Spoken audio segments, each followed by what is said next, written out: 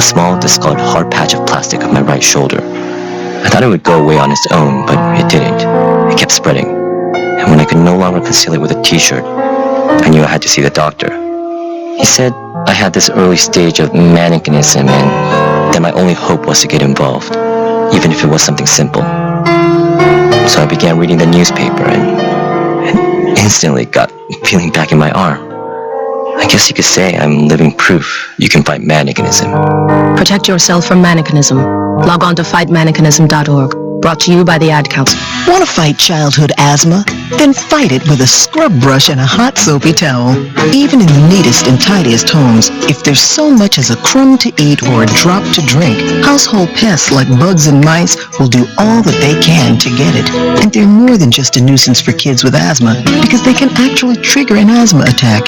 So, sweep up crumbs, wipe down tables, scrub dishes before they pile up in the sink, and store leftovers in plastic bags or bowls. Don't leave bugs and mice so much as one tidbit or nibble, and you can stop a childhood asthma attack before it starts. Discover other simple ways to prevent an asthma attack. Call 1-866-NO-ATTACKS or visit noattacks.org, because no child should feel like a fish out of water. A public service message brought to you by the U.S. EPA, the Ad Council, and this station.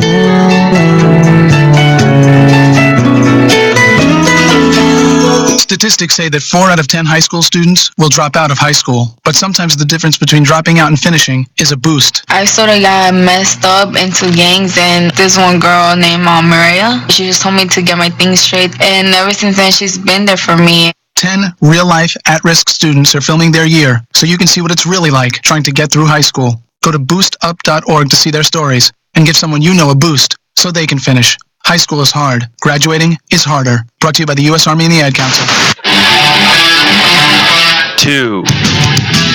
Theodoro thought about the shot. Now he shoots the 3, and he nails it.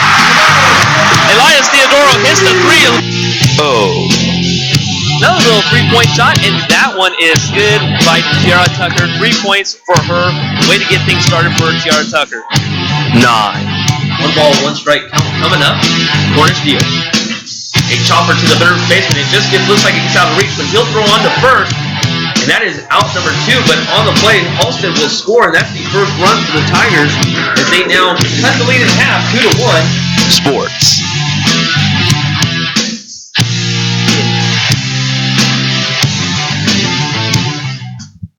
Good evening, everyone. Welcome to 209 Sports. I am JD Jeff Dominic. Thank you all for tuning in. It is August 30th, 2016. Welcome to the show. Not having to be number one as long as we are entertaining. Hope everyone had a great weekend. It's been a little while, Mark. Already? It's been a little while. You ready starting? Already. Well, number one. Oh, what can I say? You know, it's been a week since we've been on air, man. You had prior obligations. Hope you had a great time when you were doing what pays your bills. I know I was over there at the University of Pacific Soccer on Friday. Normally we have a broadcast on Friday. Unfortunately, we both kind of had a few things kind of going on. So allow me to introduce my co-host. I am JD Jeff Dominic. That is DJ JOD Mark Itliong. Mr. Orange, the Mr. Annoying Orange. You're wearing the Texas Orange today. Did I go there or did I go to the wrong spot? You can. I was going to say I'm just orange guy. Texas football kicking off this weekend. Are you excited about college football this weekend? I know Cal was playing last weekend in Sydney, Australia. They completely dominated over Hawaii. Yeah, especially the first half. Second half, we got this. So pretty much had in the bag, so they were ready to go, huh? Mm-hmm. Well, my team, my college team that I like is the Florida Gators. So really, that's something I didn't know. It's hard for me to have one favorite college team, just because there's tons of them. I follow Arkansas Razorbacks, and I of course I kind of stick around USC a little bit, just that way I kind of keep up on them. I was always a Reggie Bush fan, so even though he didn't really have a great pro career, or one that you would write home about as an all-star or anything like that. He's not going to Hall of Fame or anything, but I did follow him when he was with USC. I enjoyed watching him at that program. So I kind of always follow them a little bit. I do kind of like Penn State. It's not like I don't have one favorite. I follow a lot of them, and I always hope that somebody wins, as long as it's not Alabama, because they're such a powerhouse. It's hard for me to. It's like every season is always Alabama. They're one of the best, and until you beat the best, you're not gonna. It's kind of one of those things. Oh, I did do it, huh? But I got you. You got me. I like my team is beside that. I like the Texas Longhorns. I was a Vince Young. Were you? Guy. I did like Vince Young too.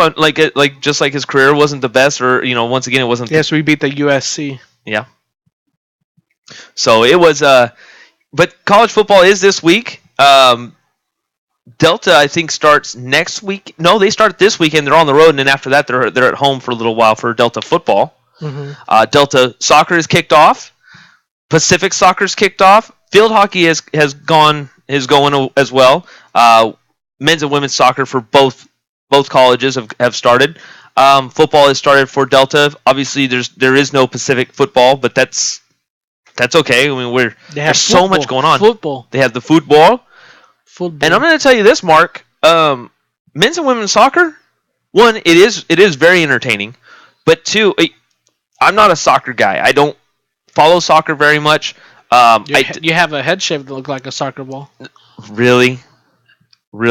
Come on, come on, you gotta hit faster than that. Come on. No. But I'm not. But going to these games, it's just like hockey for me. I have to at least be there in order to enjoy it. If I'm not there or I'm watching it at home or whatever, I'll turn it off and I'll go to something else. I just can't keep focused on it. Mm-hmm. But soccer live, football live is awesome to me. It's actually really good. Does it feel faster when watching it live? It does. Than watching it on TV or something like that? It does. It's literally 2 hours pretty much of your time. I mean, that's really what it comes down to. I mean, soccer, for at least in the collegiate level, is quick. It's just they don't have stoppage time. They don't have that'd be crazy if they actually did Well, they don't have the how where if after the 90th minute they'll have an extra 5 minutes of stoppage time because of injuries or whatever. They don't do that here for the collegiate level. At least at this one, they'll stop the clock, allow the injury to finish up, whatever, or a penalty kick or whatever, and then they're back on the time starts back up again, and away we go. Men's soccer for Pacific, men's soccer for Delta, both looking pretty strong out the gates. Mm-hmm. At least at home. On the road, I don't know yet. We're going to get to some updates because I know women's soccer for Delta has kicked off. They kicked out 5 minutes ago. Yeah, 5 o'clock. So we'll kind of keep you up to date as we can with that. Women's soccer for Pacific has been a struggle. They just played New Mexico and against the Lobos, who the Lobos just came off of a 2-1 loss, I believe, against Cal. They came out on fire, and you'll hear from Coach Group later on from Pacific. She wasn't happy, and it's one of the hardest things to do is to take an interview or do an interview or be on the other side of an interview after a loss like this. And it wasn't a bad loss, but at the same time, there were a lot of positives in this game to take away for their upcoming matches later on this week and in the future. Because now, after today, after Sunday, they're on the road 6 straight matches. Were they able to fix a couple of the problems they had from the first game? The negatives they had? Yes and no. And I know that sounds kind of stupid the way I just said that, but they did fix them. Yep. Screw it, I ain't doing it for you. I ain't going to do it. But I will do this because, as we know, it is like this. Bada boom! Realest guys in the room! How you doing? That's right. I'm getting a little off track, man. I mean, it's been a successful week for 209 Sports, I think. I mean, it's been a... Thanks for ignoring me, but... Huh? I was asking a question. I was trying to listen to your explanation. What was your question? What did I do? You said a yes and no, and then you were about to... Okay. Okay, I'll answer your question first. I thought I did, but I apologize. No, because you said yes and no, and then you explained why. they fixed some of the problems, but it's still because of the way that they're trying to work a system. They're still learning. The learning curves are still there. Okay. Have they gotten better? Yes. Is there still work to be done? Yes. Yeah. So yes and no, but it's still a work in progress. Well, I think the biggest problem from last week's interview with Coach was fatigue. Yeah, there wasn't much fatigue there last night on Sunday.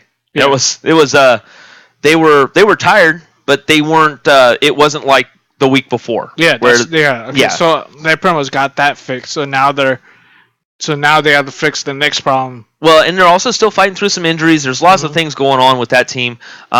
Same thing with the field hockey team. They took on the number 3 nationally ranked Yukon team in a loss as well. Men's team went on the road for Sunday. They won. They beat Drake University. Not You say field hockey or soccer? for field hockey. The field hockey team lost to a number 3 nationally ranked Yukon team. For men's soccer, Okay. they beat the Drake University. I believe it's Bulldogs. At home, and then went on the road to San Jose State on Sunday Spartans. and lost to the Spartans in a 3-2 loss. I'll give that score away right now just because we'll kind of talk about that. We'll talk about it a little bit later on too. But as I was kind of alluding to a minute ago, man, it's been one heck of a week for 209 Sports, I think. Yeah, I mean, because everyone's coming back to school. We know Delta just got back 2 weeks ago, so the sports are blowing up, but I'm not just talking about sports. I'm talking about for 209 Sports itself as a unit, albeit that it's a small group right now. It's been a big week. Yeah, I mean, especially for 2 people. For 2 people. Well, I would say 1 because you're really the one really working, especially when it comes to covering sports games. It has been a long week. It has been an extremely long week. But I always say this. Bada boom. No, I will say this. You're the brains of the operation. I'm just the mouthpiece. Okay, so I want to be the mouthpiece. Can you be something else? I can't be. I'm not the brains. You're the IT guy. Remember? That's what they were. That's what you've been dubbed as. Shh, can't say the IT guy. Shh. What's it? Yeah, what's it? What is it? So they figure out what it is. So, anyways, I feel a great time for Delta as the season is just about to start. But the air attack for Delta football just got a huge jump with a gentleman by the name of Darion Grimm. He is now, if people are not aware of who Darion Grimm is, he's a guy that's phenomenal wide receiver. Played for McNair High School. I mean, he had 25 touchdowns, nearly 2,000 total yards last season in his senior year at high school. Graduated early, went to Nebraska Division I school for spring, took classes in the spring and summer.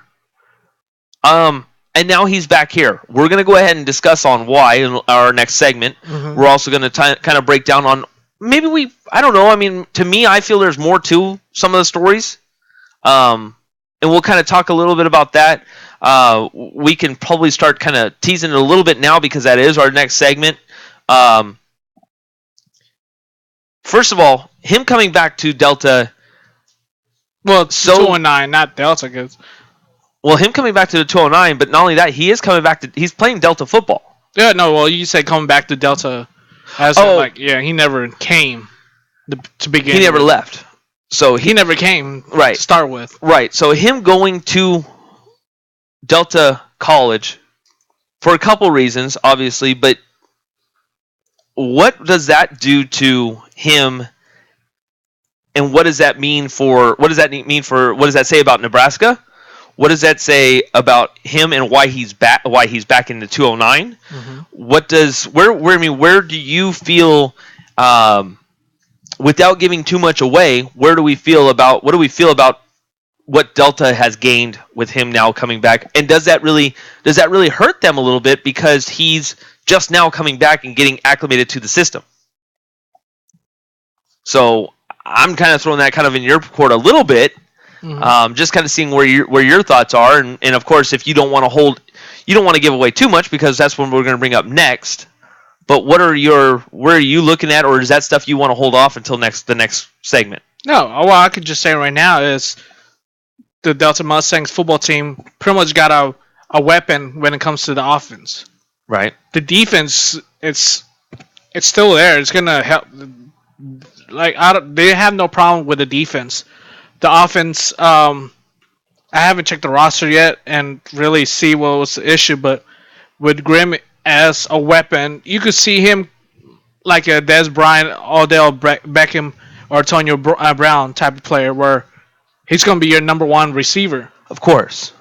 And I don't think it will probably take him one game to learn the system. But if he's football ready, if he's the real football guy, he pretty much will get the system down when it comes to with the gameplay, the playbook. There's no question that he is healthy, ready to go, in good football shape.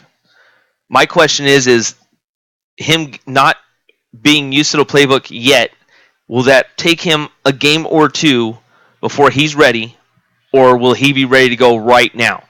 You don't have to tell me now. Well, I said earlier, I said one game, probably a game. You think a game? Yeah. I mean, and knowing him, in knowing the way his dad is, Latif Grimm, there is no doubt in my mind that he is. His dad was always one of those guys that I remember going to the football field at McNair High School, and his dad was harder on him than anybody else. He was very focused on the wide receivers, but his dad was very hard on him compared to anybody else. And I'm talking about people like Sean Hamilton, and anybody else that was involved. And Sean Hamilton was a great wide receiver who's now at Sac State. So he was hard on him. So my thoughts behind this are that he will be ready for week 1. Latif Grimm will have Darian Grimm ready for week 1. You bet that. I mean, that's just kind of where I'm at with that at that moment. So we'll talk a little bit more about that here in just a little bit. And we want to know about your thoughts about him coming back to the 209. Leave a comment down in the on the comment section. You can also hit us up on Twitter at 209_sports. You can also hit us up by our email, 209sports209@gmail.com. And also before we go to the break here in a few moments. We got like we mentioned in our following segment, we'll go ahead and talk a little bit about Pacific news. Lots of Pacific news to go on, and something we didn't touch on here, but we're going to make sure that we mention it now. Is the Pacific Tigers women's volleyball team was in the War Eagle Classic, and they went 2-1. And I think right now the biggest congratulations from 209 Sports goes to Lexi Ellman, who now has 1,000 kills and 1,000 digs, becoming the 7th player in Pacific history to accomplish that. Congratulations to her. And we'll kind of talk about that. I asked a question, what was it, maybe 2 weeks ago, before with the knowledge of who we know, where do we rank her as a Tiger? And now that stops everyone a little bit, because now I'm talking about her as an athlete and what she's done for the history of the Pacific Tigers athletics. So that's different from what I was talking about earlier. I was mentioning about where do we rank her in volleyball, where do we rank her, and I think we both kind of agreed that we rank her in the top 5. One, because we weren't able to see some of the players at their time, but just knowing what she's done and what she's been able to accomplish, she's definitely in the top 5. And I think by the end of the year, she'll solidify being in at least the top 3. So now that I say that regarding volleyball, it's kind of brings up a good question and a good conversation piece. Maybe we'll have it later tonight. Maybe we'll set it for a little bit later, as we kind of do a little bit more diving into it or digging into it, if you want to go there, just because we can use that little pun. Good job. But we'll kind of ask about our thoughts on where she ranks all the time. Real quick update: Delta Athletics has sent out a tweet. Men's soccer final: Contra Costa 1, Delta 0 via the Twitter handle at Delta Neil at Delta ATCS. So there is a final there. We'll kind of keep you up to date on the women's soccer game as that gets going. I found some stories regarding Nebraska. Nebraska seems to be very open about this story, so it was very interesting to kind of. And of course, here's the way you look at it with the Darren Grimm story. There's their side, there's his side, and then there's the real story. Mm-hmm. That's where I kind of look at it. So. Do we know the true story? I kind of still think that we kind of don't know everything. But I think Darren Grimm puts his feelings on his sleeve a lot. And I think he kind of is very open to where he's at with it. So we've got a couple stories. We'll kind of read those up. At the top of the 6 p.m. hour, we have 10 Frames with JD. If you don't know, if you haven't listened to this show... Go ahead. No, go ahead. Go ahead. You're on it. Keep it going. I just like to... If you haven't listened to this show before, as Mark would say, where you been? Oh, see, now I take your line and you don't have nothing to say behind it? Nope. Oh, it's like this. I'm sorry. Nope. Yep. Yep. But 10 Frames with JD. Now, if you're still new to the show or haven't heard this segment before, this segment goes as follows. Mark takes over asking 10 questions that might be local and might be national. It's up to Mark's choice. From there, after his questions, I'll give my answer, and he will then give me a score. We act like we keep score, and he is lying. He's lying when he says that he does. You had 5 gutter balls last week. No, I didn't. But this is unscripted. He scripts his questions, but I have not seen him. So we can talk about Colin Kaepernick if we like, but I would like to probably not. That's dipping it into a touchy subject. To be honest, there's one, but I was looking at not the controversy side. So, because I'll tell you there's what. a lot of media coverage of that already. We're not trying to cover that part of it. So I'll tell you what. If we have time, in all honesty, if we have time, maybe we'll touch it a little bit because there are things that I would like to say behind it. But, and I know 100% positively, absolutely no one, or not everyone, is going to agree with me. I think it's right now, the way you look at it, it's 50-50. I think half people agree with his stance and half the people don't. And so I can tell you where I stand on it, and everyone's going to think, probably a lot of people are going to think that I'm completely against what he did. But, once again, we could touch into it, but right now I don't. I want to see what you have to say about it. So what we'll do is we'll take a small break. We're going to kind of keep it out there. If you'd like to leave comments, once again, go ahead. There's plenty of ways to give a comment. You can hit us up on the bottom or in the comment section. We'll try and get you out there as much as we can. Hit us up on Twitter at 209_sports. You can also hit us up on our email, 209sports209@gmail.com. Plenty of ways to get a hold of us. Much more to come right here on the 209 Sports YouTube channel. We'll be right back.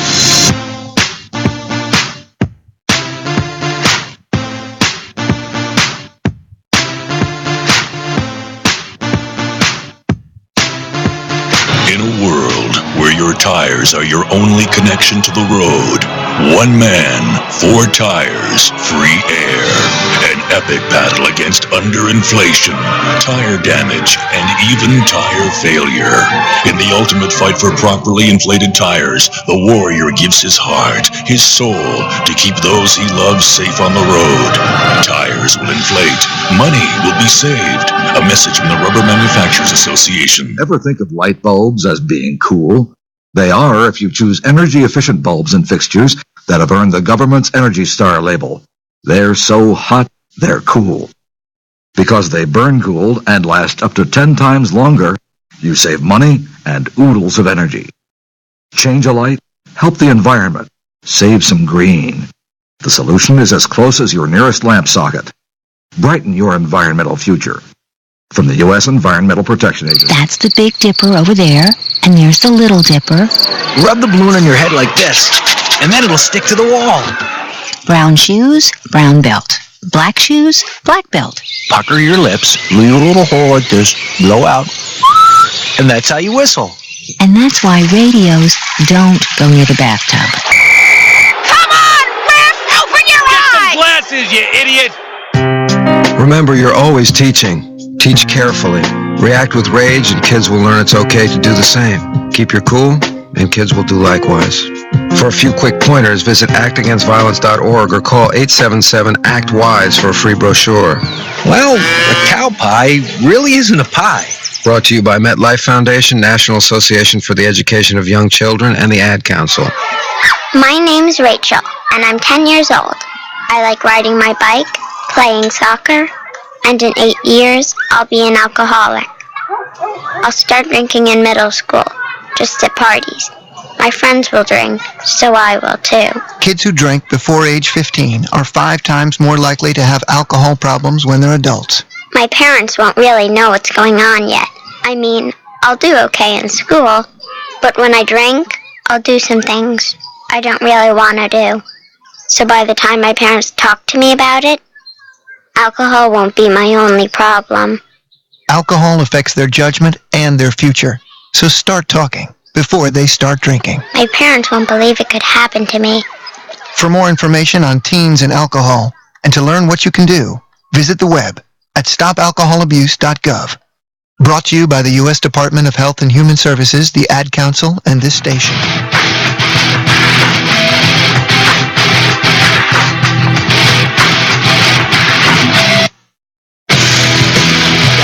Right, welcome back to 209 Sports Talk here on the 209 Sports YouTube channel. I am JD Jeff Dominic. Alongside with me is Mr. Mark Itliong. You know, the realest guys in the room. That's how it's supposed to go. Here in just 1 second. If I can click the right buttons, there we go. Oh, well, you dummy.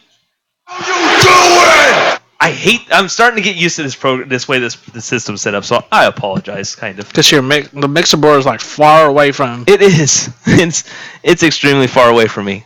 Extremely. I think you should be sitting at the other side. I should be, but I need this stuff right here, and I can't do that because I need to look at who I'm talking to. I can't do that other way. That I don't know how certain people can do that. Just put a mirror by the. Really? Did you take out Jerry Rice and put a mirror there? You will never take away Jerry Rice. I'll put my face there, and then you. Oh dear God! Don't do that. I can blow up myself if you want. So many jokes. I ain't gonna go there. Go ahead, go. Nope. Go ahead. Maybe later when it's actually not a PG show. But anyways, thank you all for tuning in today.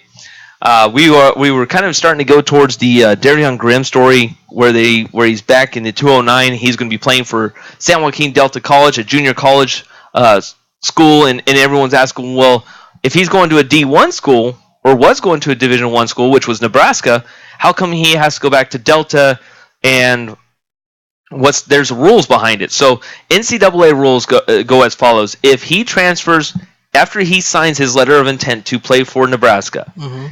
If he decides to change his mind and go to another school, well, he has to go to a school in order to get his AA degree.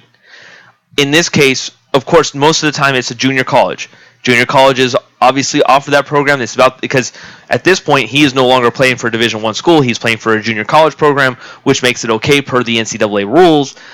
In this case, he will be going for his AA, which he should be getting, I believe, by spring. If I've got that added up right, talking to Dr. Daryl Arroyo, who is the San Joaquin Delta College athletic director. Mm-hmm. So, per that discussion, from what I understand, he will be going back to Delta. He will be going to Delta, getting his AA, and at the same time being able to play football for the San Joaquin Delta College Mustangs. After that, after his 1 year, who knows where he's going to go? I mean, obviously, he just has to play 1 year. Well, he has to get his AA. Oh, so it's the AA. So really, if he gets his one, I think, but if it's added up correctly, he should get his AA by spring of 2017. Okay. So, but there are a lot of reports out there right now. This one I think is probably the best report that I saw, and this one's from Omaha.com. No, Peyton Manning, we're not asking you to come out of retirement. Omaha. Report: Darion Grimm cites lack of trust in Mike Riley's offensive vision as reason for transfer. This one, it just says it's from the staff. Let me get in here a little bit and dive in here. Whoops, I went too far. I apologize. But basically, it was No, I didn't go too far, and it was actually by Ryan Sutherland of the World Herald. Darion Graham lost faith the Nebraska offense would eventually resemble the one he expected to play in when he chose the Huskers. In an interview with the Stockton Record, Grimm cited that as one of the primary reasons he decided to transfer from Nebraska earlier this week before even playing it down. Oh, crud. I hate this, my computer sometimes. I apologize. Okay, so here goes. Grimm cited the primary reason he decided to transfer from Nebraska earlier this week before even playing it down. Grimm said he expected the Huskers to pass more often with 4 wide receiver sets, but that wasn't the case. Mike Riley tried to convince Grimm that in the long run the offense would feature more of that, but Grimm wasn't buying it. I didn't really believe him as much anymore, he told the Stockton Record. Riley, when speaking with reporters Thursday, only confirmed that Grimm had left the program, but did not offer more details. On Wednesday, Lateef Grimm, Darion's father, told the World Herald Nebraska simply wasn't the right fit for his son. Though Riley has often said that the Huskers' goal this season is to run the ball better, it's easy to see how in the future the Nebraska University offense will be more pass-heavy, similar to the offenses Riley built at Oregon State. Pro-style passers Tanner Lee, Patrick O'Brien are expected to battle for the starting job next season, and the Huskers will graduate 3 senior receivers from this year's team. And Nebraska did throw 458 passes in 2015, the 37th most by an FBS team. They also had 6 different players record at least 24 receptions, but Grimm wasn't happy. He told the Record that Nebraska wasn't somewhere he could feel like home. And I want to emphasize that a little bit more because I think that may have had a lot of what he had to do, or that I wouldn't say, as he said, I'm not going to sit here and put words in the kid's mouth. Mm-hmm.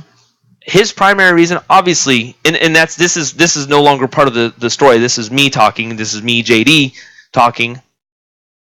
I think that his primary reason, yes, I think that he does. I agree with him. I think that he probably felt that was the case. I also feel that Nebraska is a long way from home. Mm-hmm. And I think that he may have started to feel a little homesick. Yep. And I think... especially he's a young guy, too. A young kid. Well, he graduated early. Mm-hmm. So he was able to go to play some spring ball with Nebraska. He was able to take classes at Nebraska University. He was able to understand the Nebraska Cornhusker life. Mm-hmm. I think... I wouldn't say it got too much for him, but it was a complete culture shock, is where I'm going with it. So I think that a lot of that may have really opened his eyes on where he truly wanted to be. And it brings to mind, because before Nebraska, it was Boise State. He was looking at Boise State and going to play up there in Boise, Idaho. Mm-hmm. So my thought process is that he got culture shocked, and that's normal for someone young, for someone from who will always be with the parents, and out of nowhere, Randy Orton goes to another state. Like you said, culture shock. He pretty much just got homesick. But we don't know if that's true or not because we don't have him. We don't have him telling his story to us. Right. Personally, but I mean, if we hear what he had to say, then yeah, we could say something else. But you felt that way, I feel that way, and the other thing that I felt is he didn't want to be a red shirt this year. That's pretty much what he was right. Scheduled to be. It was red shirt, and I would be like, why? Why not? Like, learn from this senior wide receiver, and it says that. The Huskers will graduate 3 senior wide receivers. Mm-hmm. Why don't you want to learn from them? Yeah, and it's such a touchy situation in some ways because, I mean, I think that when you redshirt, it's usually a redshirt. To me, a redshirt, when you redshirt something, like an athlete, like the shirt I'm wearing, it's not that reason. It's because of an injury. Mm-hmm. That's the way I look at red shirts. It doesn't necessarily mean that way. It also can mean grades. It can mean a lot of things. And actually, I don't think it means grades at all. Now that I think about that, I think it's typically injury or wanting to hold back another player for another year. For not liability, but just where the player could have an extra year or two to grow. Yeah. And become part of the program. And I don't, Oregon State. If I'm not mistaken, Mike Riley groomed another 209 wide receiver. If that's the case, because when he says Oregon State, mm-hmm. I think immediately of Brandon Cooks. Mm-hmm. He groomed, within that time span. If I've got my math correctly done, it means that he played under Mike Riley. Brandon Cooks did, and he's a pretty good NFL wide receiver. Mm-hmm. I'm just throwing that out there. So, so that's my thought process on it. Before I forget, you said you had an update on a score for us for Delta Athletics regarding women's soccer, if I'm not mistaken. Yeah, it was 1-8. Oh, did I make it super loud? But 1-0. You did. Whatever it was a quick smack. But no, yeah, it's 1-0. Lady Mustangs against Butte. There you go. Against the Butte. Against the Butte. Butte. So how do you say that? Butte. Oh, okay. No, I was just being a jerk. That's all. Okay. No, I thought I was saying it wrong. No, I know that was hard for some people. That's hard to pronounce. So I was making sure I said it right. But yeah. Well, if they don't care what if they say that you're saying it wrong, I just feel like this. What do we got over here? A cup of haters? A cup of haters? I know we're going to have a little WWE talk, so I hope someone's not watching. If you haven't watched the WWE Raw last night, don't watch today, or stop the where we're going to talk about this segment. Tune back in after the 6:15 probably time frame. But we'll be talking about that 6 o'clock to 6:15. That's where 10 frames of JD will probably hit. We'll see how that works. But don't turn off now. We still got about another good 25 minutes before that gets to that point. But what else are you going to talk about, Graham? Is there anything else? You kind of wonder, obviously, Nebraska. So this is what I was going to kind of get to. With Nebraska now being pushed aside, and he's coming back to the 209 in order to play with San Joaquin Delta College. He'll get his AA hopefully in spring of 2017. Where would he be a good fit? He would technically be a sophomore then. After he's done with Delta. I mean, obviously you're going to want to go through a high-flying or a high-power offense. Mm-hmm. So would he be a good fit to stay on the West Coast? Let's say like Oregon. He probably will, because he probably will realize that you want to stay closer to home. What about the Washington Huskies with Browning? Just throwing these names out there. Anything. I think anything Northwestern. So anything in the West Coast goes. If going to the East Coast. Well, he was in the Midwest, Mid-East. He was in the Central. That's still more far away from. That's how many miles is that? Oh no, I home? get that. Yeah, I get that. It's the fact of the matter of that he wasn't technically East Coast, but what would our thoughts be? Let me ask you this: what would our thoughts be if he went to somewhere? Let's say, for example, he went to just throwing one off the top of my head. Let's say he goes to Missouri, and I don't think he's going there. I'm just using this a hypothetical situation. Well, I don't know about how. Or what if he went to Syracuse? Oh, that's what I'm saying. With Dabo. Well, for me, it would not be really not knowing a lot about their there's not play skills, but the type of tempo they're playing, especially with the head coach. Their program. The program on how they want to play. That's the reason why Darren Grimm chose Nebraska in the first place, because he said that they were pass heavy. And to begin with, so he wants something where, like that he could have opportunities to catch the ball instead of going for a team that, they're going to play more a run back or play the two wide receiver type of thing. Well, and I'm going to look up here real quick is top college. What I want to see is like the top colleges with passing attacks in 2015. Top colleges, really? But yeah, let's try this. Yeah, I think he would just want to go a college that, that have the opportunity for him to play. Right. If like I say, if he goes to a college where the main focus is run first and pass, then yeah, it will be hard for him to be.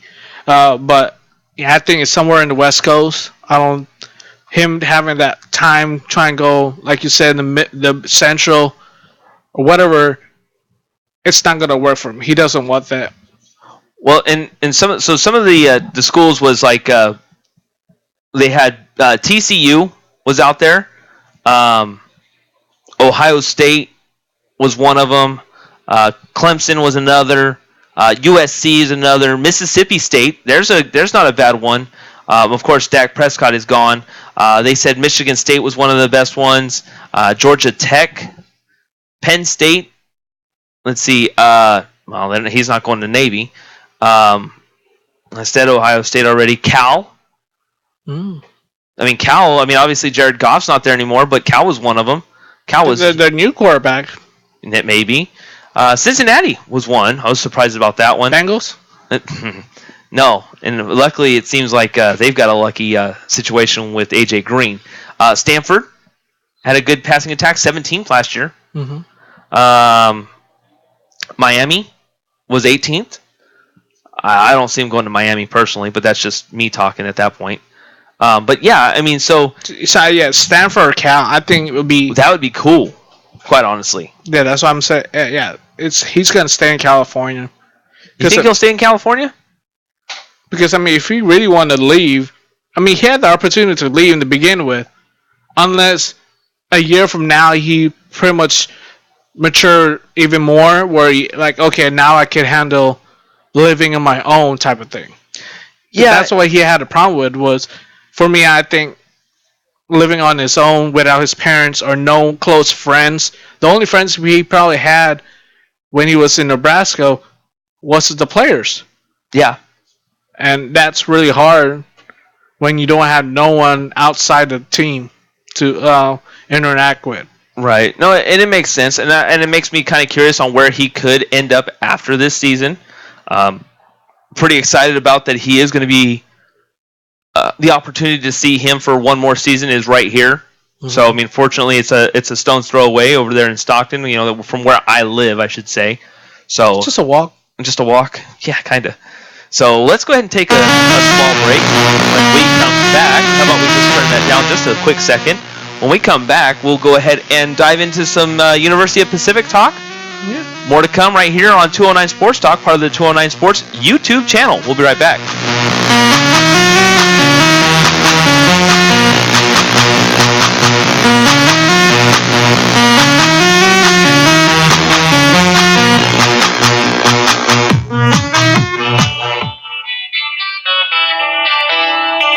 How can we help prepare our kids for the future? Hi, this is Roger McGuinn. These days, our children face challenges unimaginable to us only a generation ago. We adults need to help our kids find something in school that really sparks their interest and keeps them involved. If that something happens to be music, the child will benefit in so many ways. Playing music in school is a great way to make friends. Studies are showing that kids involved in music are less likely to get into trouble. And kids who studied music find science and math easier to grasp. They tend to score higher on SATs. It has something to do with something called spatial IQ. So get your kids involved with school music. It's a great way to help prepare them for life. A PSA brought to you by MENC, the National Association for Music Education, and the National Anthem Project, the campaign to restore America's voice through music education. Music, part of a sound education. My hero doesn't wear a cape or have superpowers. She doesn't slay dragons or kill wizards. No one wants my hero's autograph. She never goes to Hollywood parties, and she definitely doesn't have a star on the Walk of Fame. My hero doesn't try to sell me soda, candy bars, cereal, or cheeseburgers. You won't hear my hero song on the radio. He doesn't have a crew, bling bling, or a mansion. You can't buy My Hero's makeup line, handmade purses, or designer baby clothes. My Hero didn't win the pennant. She can't do a 360 dunk, and there's no way she'll score a touchdown in the Super Bowl. Some of New York's most admired figures are the city's public school teachers. Just ask one of the millions of kids who learn from these heroes every day. For more information on the most rewarding job you can imagine, visit teachnyc.net. Join New York's brightest. Teach NYC. A public service announcement brought to you by the New York City Department of Education, the Appleseed Foundation, and the Ad Council. I know, being a college freshman is supposed to be tough, but let me tell you about my schedule this semester. All 18 credits. Every Monday, Wednesday, and Friday, I have American Lit at 8:05 a.m. And then I only have 15 minutes to get to my 9:15 Ethics and Value Theory class, all the way across campus. Then in the afternoon, Calculus 1. On Tuesdays and Thursdays, I have 2 lectures that go through lunch. Sociology of Families, then Intro to Microbiology. Pre-med. And finally, I have a double lab that ends around 9 p.m. Anyway, I just wanted to say thank you. If a kid will do whatever it takes to get through college, what will you do to send her there? Please support the United Negro College Fund and call 1-800-332-UNCF, because a mind is a terrible thing to waste. A public service brought to you by UNCF and the Ad Council.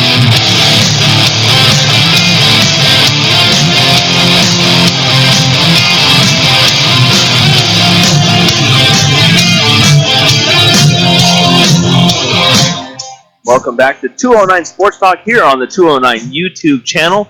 I am JD Jeff Dominic. Thank you all for tuning in today. Alongside with me is DJ JOD Mark It Leong. If you missed our first part of our show so far, we were talking about Darion Grimm, about the impact he was going to make to San Joaquin Delta College for the men's football team. I should say that that's all there is the men's football team, but you never know. Actually, I was reading a story per Thomas Lawrence. There's women playing high school football right now, their varsity team. Mm-hmm. So I got to be careful on how I say it, but you could just say the football team. I kind of got caught up in what I was saying, so I was trying to very well just let myself go with it. But thanks, Mark, for really calling me out there, sport. I appreciate that. Anytime. I got you. You're killing me, Smalls. But thank you all for tuning in. 209 Sports, DJ JOD, myself.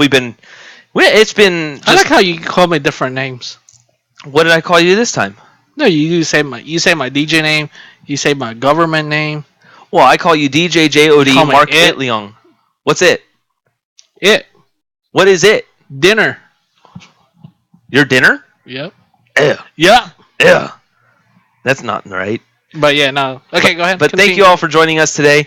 Let's move on to some Pacific Tiger news. If you have any questions, comments regarding your thoughts on Darion Grimm, please let us know. You can hit us up on Twitter at 209_sports. Email the show, 209sports209@gmail.com. You can also hit us up right there on the comment section, right there on 209 Sports YouTube channel, and we can definitely get you taken care of on air. First thing that I wanted to bring up is Lexi Elman, Pacific Tigers women's volleyball. They were involved in the War Eagle Classic, and she made history. And this was per the PacificTigers.com. Lexi Elman became the 7th player in Pacific volleyball history to reach 1,000 career kills and 1,000 career digs, but the Pacific Tiger volleyball team fell in a 4-game match against Georgia Tech. Georgia Tech is one of those projected to be in probably the Final Four of the NCAA tournament, so they're a really good team. They did lose 25-23, 26-24, 23-25, 25-21. Everyone got that? Good. You're not talking about your Go ahead. What were you going to say? My size? What kind of size? Your weight and height. Wow. Well. Your pant size. Nope, not close. Your dress size, I mean. Wow. This guy. Go ahead. So, Lexi Elman, you said she becomes 7th player. Elman finished with 17 kills in this match, reached 1,013 kills, and it says Freeman. Freshman Emily Baptista added 14 kills. Ashlyn Fleming chipped in 8 kills with 5 blocks, and Alicia Wilk had 8 kills of her own against no errors. That's huge. 5 digs and 3 career blocks. Setter Andy Shelton posted 48 assists and 15 digs, while libero, I'm going to say, is Mark's favorite women's volleyball player right now, just because I know that she's a St. Mary's High School grad. I mean, you seem to be very excited about St. Mary's players, including don't look at me like that. You're dumb. You hella dumb. Talking about? You always seem to, whenever it's a St. Mary, maybe it just falls that way, because St. Mary's players, you always seem to. It's almost like a magnetic thing. You were kind of the same way with Gio Brusa, who's a male baseball player, by the way. But, geez, everyone, as soon as I said that, all of a sudden was probably started thinking, ooh, no, goodness gracious. Okay, I don't know. I was gonna say it's not religion, so right. But she's from St. Mary's. It just seems to seem like whenever you have a St. Mary's grad, heck, we can even go there. Who? Who? I don't know her name because I feel really bad. But Coach Murray's daughter. Najee? Exactly. You wanted me to say her name. I did. But Najee is another St. Mary's player. Mm-hmm. And you seem to be focused on what she's able to do too. And it's an athletic thing. It's not anything else more than that. It's an athletic thing. Mm-hmm. And it seems that whenever it's a St. Mary's player, you seem to kind of go, oh. Well, they always have not intentionally. They always have a good. They have great programs. Yeah, great program when it comes to the sports. You're right. So of course we wanted their premise the top of the list when it comes to baseball. My intent behind my comment was that it seems that a lot of players seem to be St. Mary's alum, and you always seem to be able to be more intrigued by them. And sometimes it's completely, I'm going to say generally 95% of the time, you might not know where they're from until all of a sudden it's like, oh, well, that just kind of sucks. Because and then you find out I don't realize it. See? I told you. Exactly. That's exactly what it is. It just happens to fall in that direction. So that's where I was going with it. So, okay, so who's this person that you're talking about? When? Oh. For the volleyball. Oh, I'm sorry. See what happens when we go on a tear? It's all his fault. But no, I'm talking about Katrin Garba. See? I'm right, though, right? You're very intrigued because of her style of play. She's a great athlete, and she's from St. Mary's. Is she? Is she? She's a libero. No, is she junior right now, or she's a she's a junior, I believe. Yeah, good. She got one more year. She's got one more year. So Lexi, this is her last. Yeah, because there's only 2 seniors, Allie Wilk and Lexi. Okay. So yeah, so you get one more year of being able to see her as far as her athletic abilities. Goodness, everyone else. As soon as I said it, I knew exactly where I thought people might go. Dating hotline, so don't try. People, as soon as I said that, I knew people might go that direction. No. Well, you made it sound like that's what I was like, wait, what? I may have, and my intent was not to, because I was looking at more athletic versus that, and if anybody got it the wrong way, you're wrong. It's not where I went with it. But no, everyone. She is a very athletic player. She's a good player. She's a great libero for the Pacific Tigers. And, of course, you get her for one more year. So, as I was saying, she had 27 digs in that contest against Georgia Tech. So, but no, I think the real focus right now is on Lexi Ellman, who is from Nebraska, by the way. Just throwing that out there, since we were just talking about Darian Grimm coming back from Nebraska, transferring home to go to the 209 in order to play for San Joaquin Delta College. Nice transition from someone who went to Nebraska and one that actually went to Nebraska. Who lived in Nebraska, yeah. So, but Lexi is probably she's going to be probably very highly regarded as probably one of the best athletes in Pacific history. Definitely going to be one of the top 3 in women's volleyball. Because here's the funny thing about that is that, okay, she's got 1,000 kills and 1,000 digs. Well, she's still got a full season. She hasn't even really started yet. We're just now starting tournaments. She's going to be starting to go over to the, forgive me, I don't know the exact name of it, but she's going over to Hawaii this weekend, along with her teammates, of course. And they're going to go into the Honolulu Classic, I believe. I could be wrong on it, but we'll get that information here in just a little bit. But Lexi Ellman is going to be one of the best Pacific Tigers volleyball players, athletes, that probably will. I mean, when they start talking about introducing people that were past alum, and they're going to start walking on the court. She's going to be one of the top, if not the top, athletes. And we're talking about players that played last year for basketball, or the year before last for basketball. Women's basketball, there was a girl that averaged double doubles, and people loved her, and she's probably one of the top ones. But ultimately, I think that Lexi's going to be right there with her. So now it's going to be the Hawaiian Airlines Wahine Volleyball Classic. There you go, and that First starts game will be Friday. Thursday. See, September 1st. They'll play against the number 8 ranked UCLA, and then the number 15 on Friday against Hawaii, and then Missouri to kick it off to end it with Missouri State. So Saturday, September 3rd. And talk about more Lexi. She had 36 kills altogether in the first 2 matches of 2016. She now sits at 1,013 kills and 1,047 digs in her career. Like we mentioned earlier, she is the 7th Tiger in program history to reach the 1,000 kill and 1,000 dig club. The other 6 is Dorothy Hurt. 84 to 87, she had a total of 1,008 kills and 1,305 digs. Elena Odin, 1985 to 1989, 1,485 kills, 1,229 digs. Number 3, Katie Aldridge, 89 to 92, 1,024 kills, 1,169 digs. Number 4, Charlotte Johansson, 91 to 94, 1,394 kills, 1,017 digs. Number 5 is Elsa Stegeman. Hopefully, if I pronounced the last name wrong, I apologize. 95 to 99. She ended up having 1,853 kills and 1,114 digs. The last one, Daniela Shin. 97 to 1,000, 1,245 kills, 1,017 digs for her. So that's a good list. The other person I was thinking of, as far as Pacific alum that have done great jobs, Kendall Kenyon. In 2014 and 15, she averaged where is it at?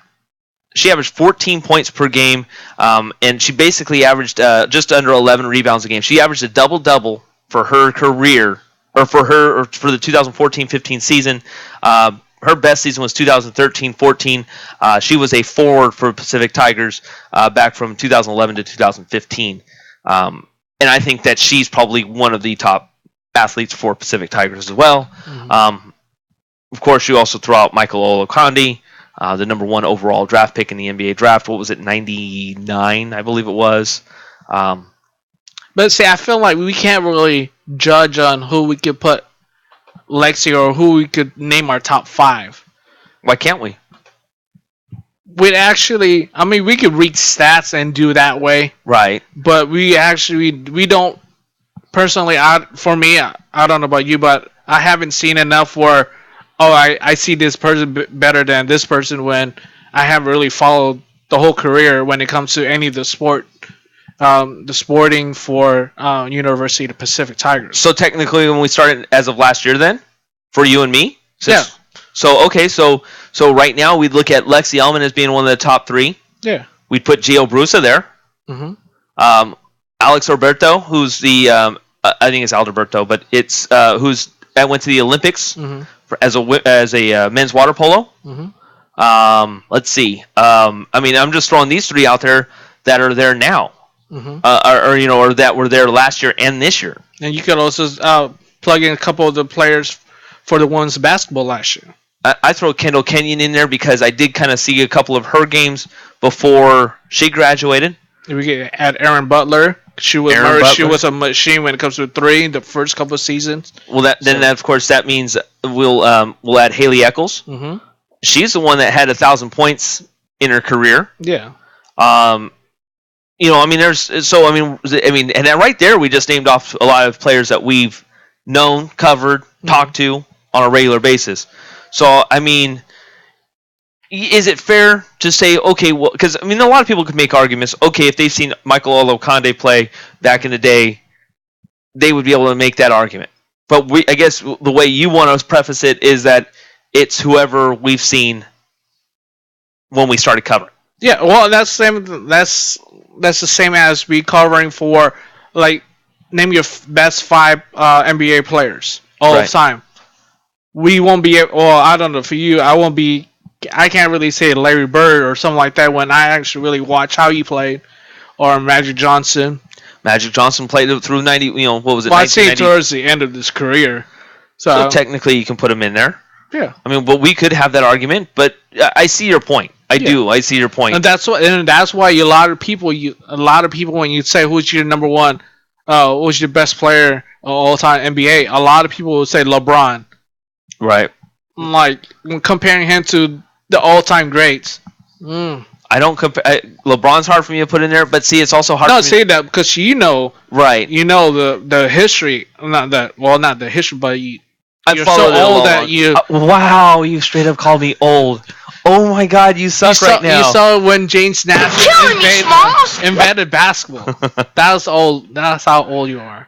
Wow, man. Basically, why don't you just tell me that? And you are one pathetic loser. Yeah, you can just go there. I guess I'm pretty much. I just said you're old. I don't have one for me being old. You're old. But thanks, Mark. I appreciate that. Welcome. Anytime. But a couple things to get to real quick before we take another break, because coming up next will be 10 Frames with JD. For women's soccer, Kiki Muniz has scored 2 goals. Leah with 1 goal. The Delta College. I thought she scored twice. That's what I just said. Leah scored twice. No, that's from what it says there. I'm reading it right now off the Delta Athletics Twitter. Delta 3-0 going into the final 45 minutes via at Delta ATCS Twitter. It said correction, so they did make a mistake. Oh, did they change it? No, that's it. I was looking at some other. That's why, because they tweeted something earlier. So. And then, of course, our loyal listener has chimed in, and he says fried chicken. Don't know where we're going with that, but apparently he's still on what happened last week. I think he's cooking fried chicken. Oh, don't play with my emotions. I think he's bringing out when he's coming through. Oh, are we gonna plug it now? Should we? Let's plug it before. Hey, he's ready to plug what he's gonna have, what he's gonna bring. What he's bringing? Yeah. I got the plates. So Friday we are having our draft special, our fantasy football draft special, where we're basically drafting 5 teams in 3 hours. A lot of people are like, "Wow!" Heck, somebody we talked to today was kind of like, "What? How?" But that is what we're going to be doing. So we're gonna do it. We're gonna do our damnedest. So let's go ahead and take a small break. When we come back, I don't want to play that song because that's usually our going home song. So let's go ahead and take a small break. When we come back, more to come right here on 209 Sports Talk, part of the 209 Sports YouTube channel. We'll be right back.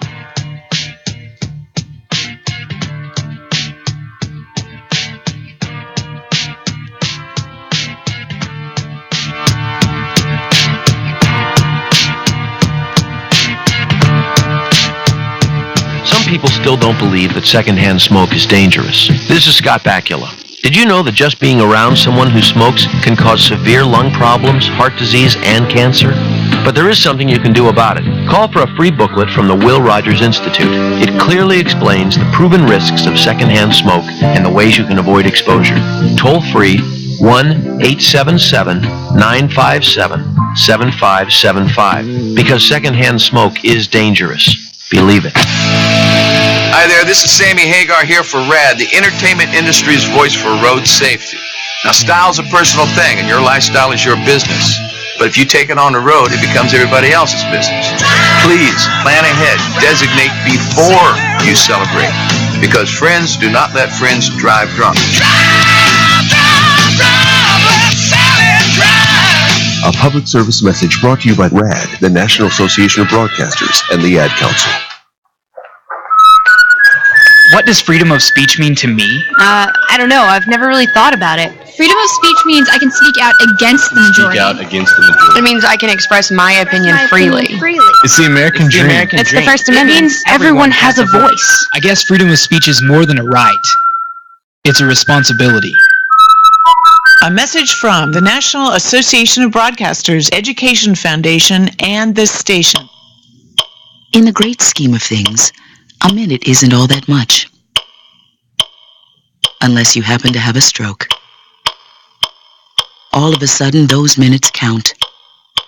Minutes that could mean losing your ability to talk. Minutes that could mean losing your ability to walk.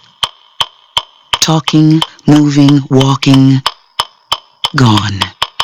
Which is why, if you can get help in time, your stroke can be treated.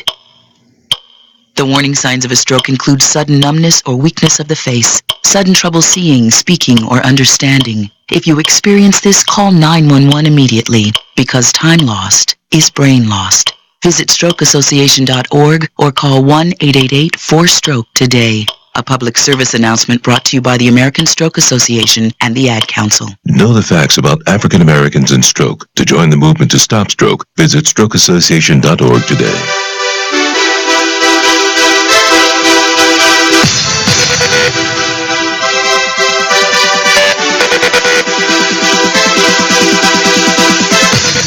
Welcome back. Well, thanks a lot, buddy. Appreciate that. Good job, sport. Just trying to throw you off. Welcome back to 209 Sports Talk, part of the 209 Sports YouTube channel. That other person that you heard was DJ JOD, Mark Itleong. I am JD Jeff Dominic. Thank you all for tuning in. Wow. Regular listener Kyle has already called you out, man. He called you out for calling me. He said, Mark called you hella old. What's he gonna call me? Ancient. All right, and the war begins. But thank you all for tuning in today.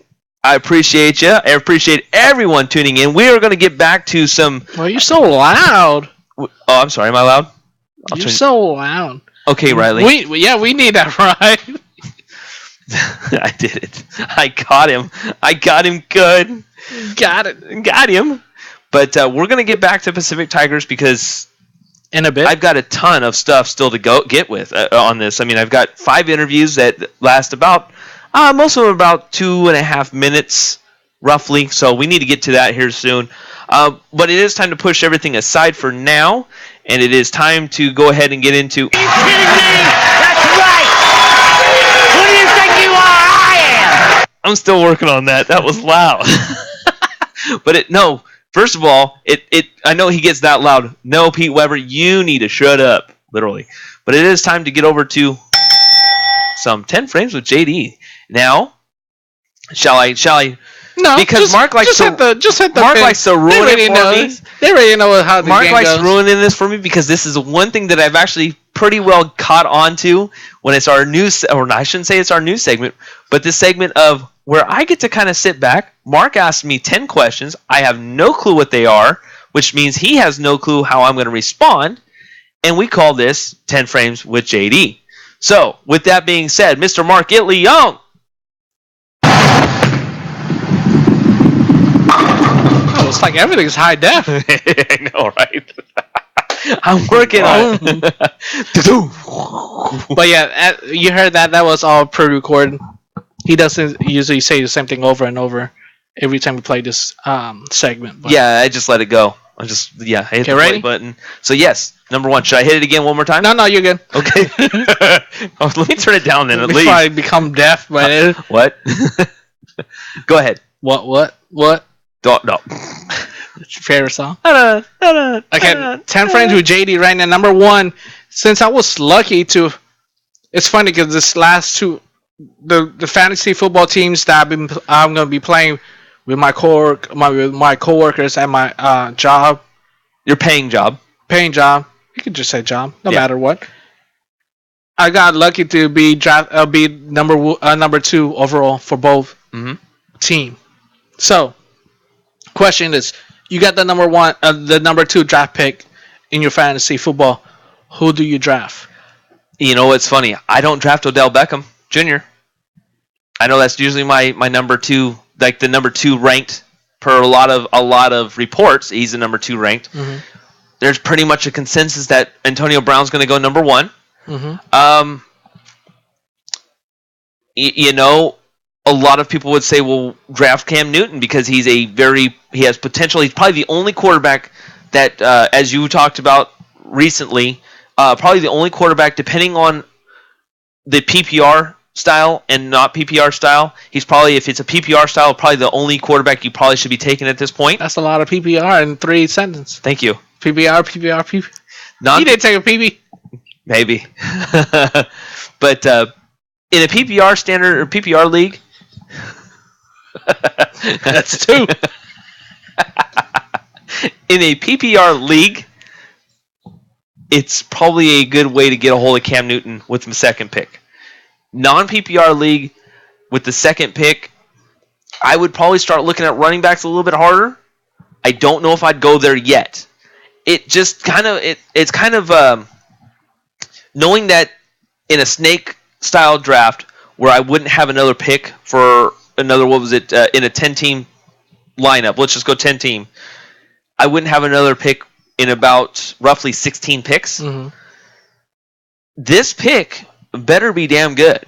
Mm-hmm. Because realistically, I get 2 more picks later on. I get 2 picks in 2 picks in a 4 option span. Mm-hmm. But this pick is going to be what solidifies my team to start everything off with. Mm-hmm. So, you know, it's hard for me to say this, but right now I would look, and it would be a toss up at the moment. But I would look at somebody like Adrian Peterson, where he's going to be even relied heavier on now, especially with an injury that just came up. So he's going to be even more of a person that people are going to look at. Or do you go for a wide receiver, or do you go for Todd Gurley? Right now, I'm going to say those are my 2 options right now. I would say Todd Gurley or Adrian Peterson, knowing that right now that's where you're going to probably have to go. I love what you were holding. Were you imagining something? I was weighing my options. Sure. Yeah. Sure. So what'd you give me? I give you 5 for mentioning Cam Newton. Crazy. What would you draft for quarterback so early? I explained why. So early. I explained why. But I don't like your reason why. Well, you're wrong. That's why you got 5. Number 2. I do like that the way that this is set up now, because you can hear when that goes now. That's about the best I've got for you. You're deaf. What? Put aside the Colin Kaepernick's controversy. You could agree, disagree, whatever. The thing I'm trying, the question is, do you see him being part of the team in week 1? You know what? And here's this is a bad way to answer this question. It depends on what he does in preseason for the final week. Does he play? Blaine Gabbert is sitting.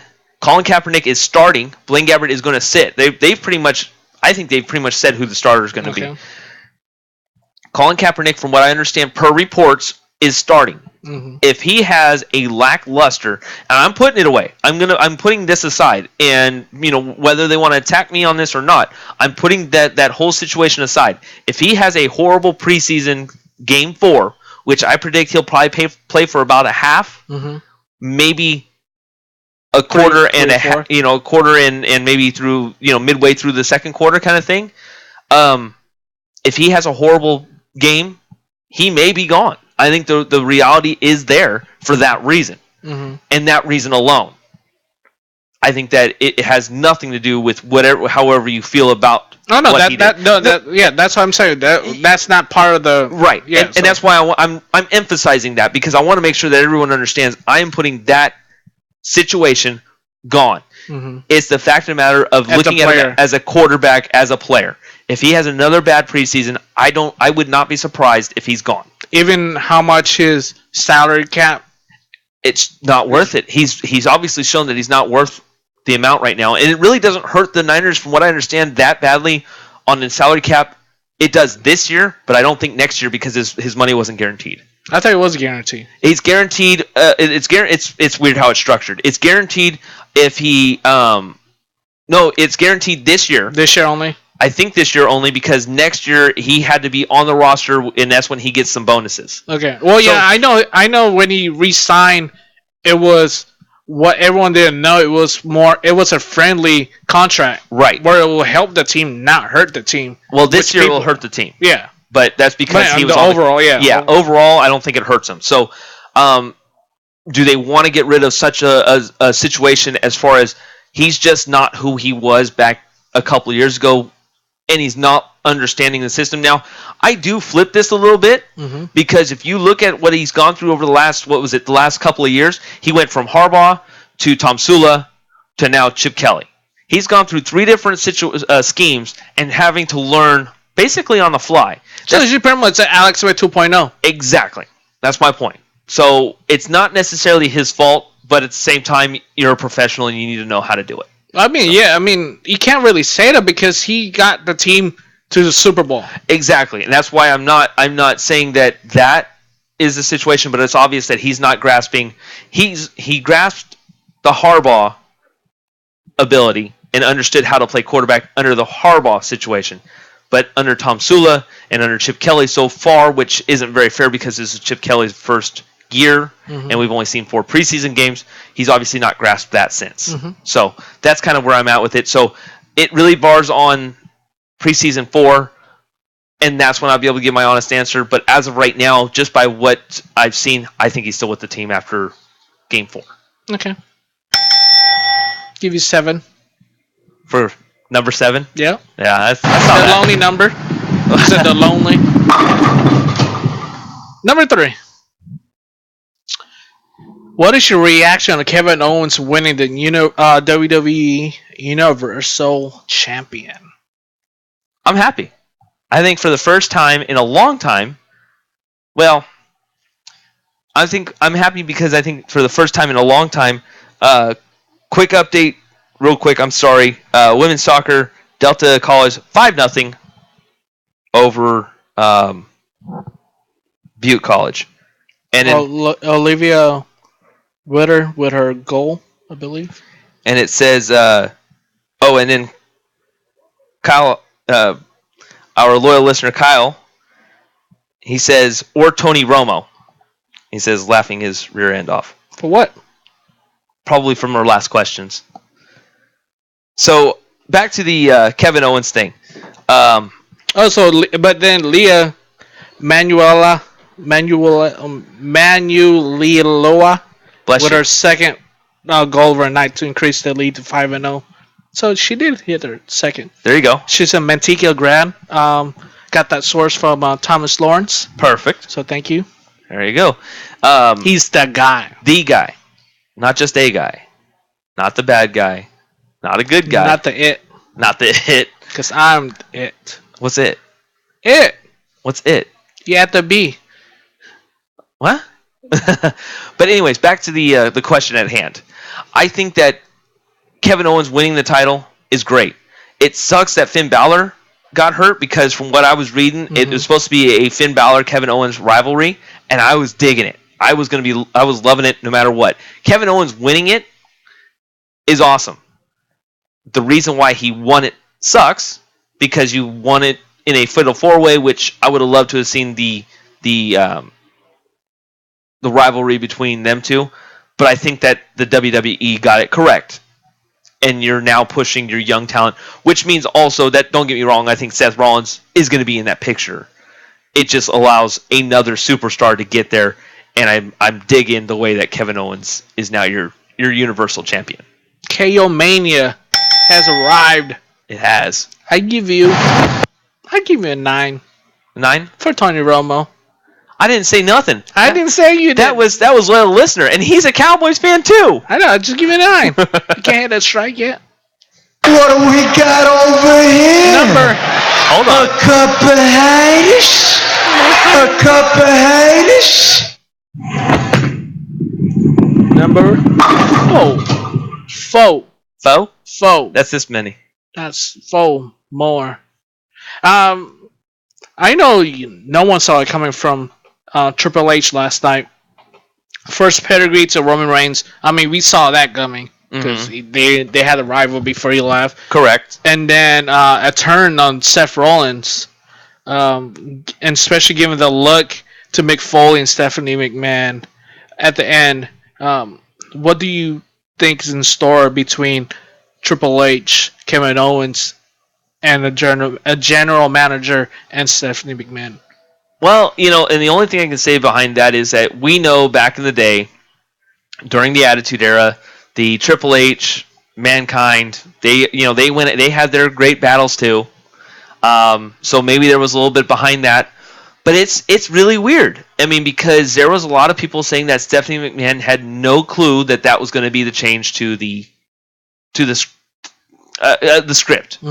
I kind of think that she knew in a way, because how do you not tell one of the higher ups in the WWE? I mean, I know Vince McMahon controls it all, realistically, but to know that Stephanie McMahon didn't know is beyond my belief. I didn't, it's kind of hard for me to not believe that she didn't know.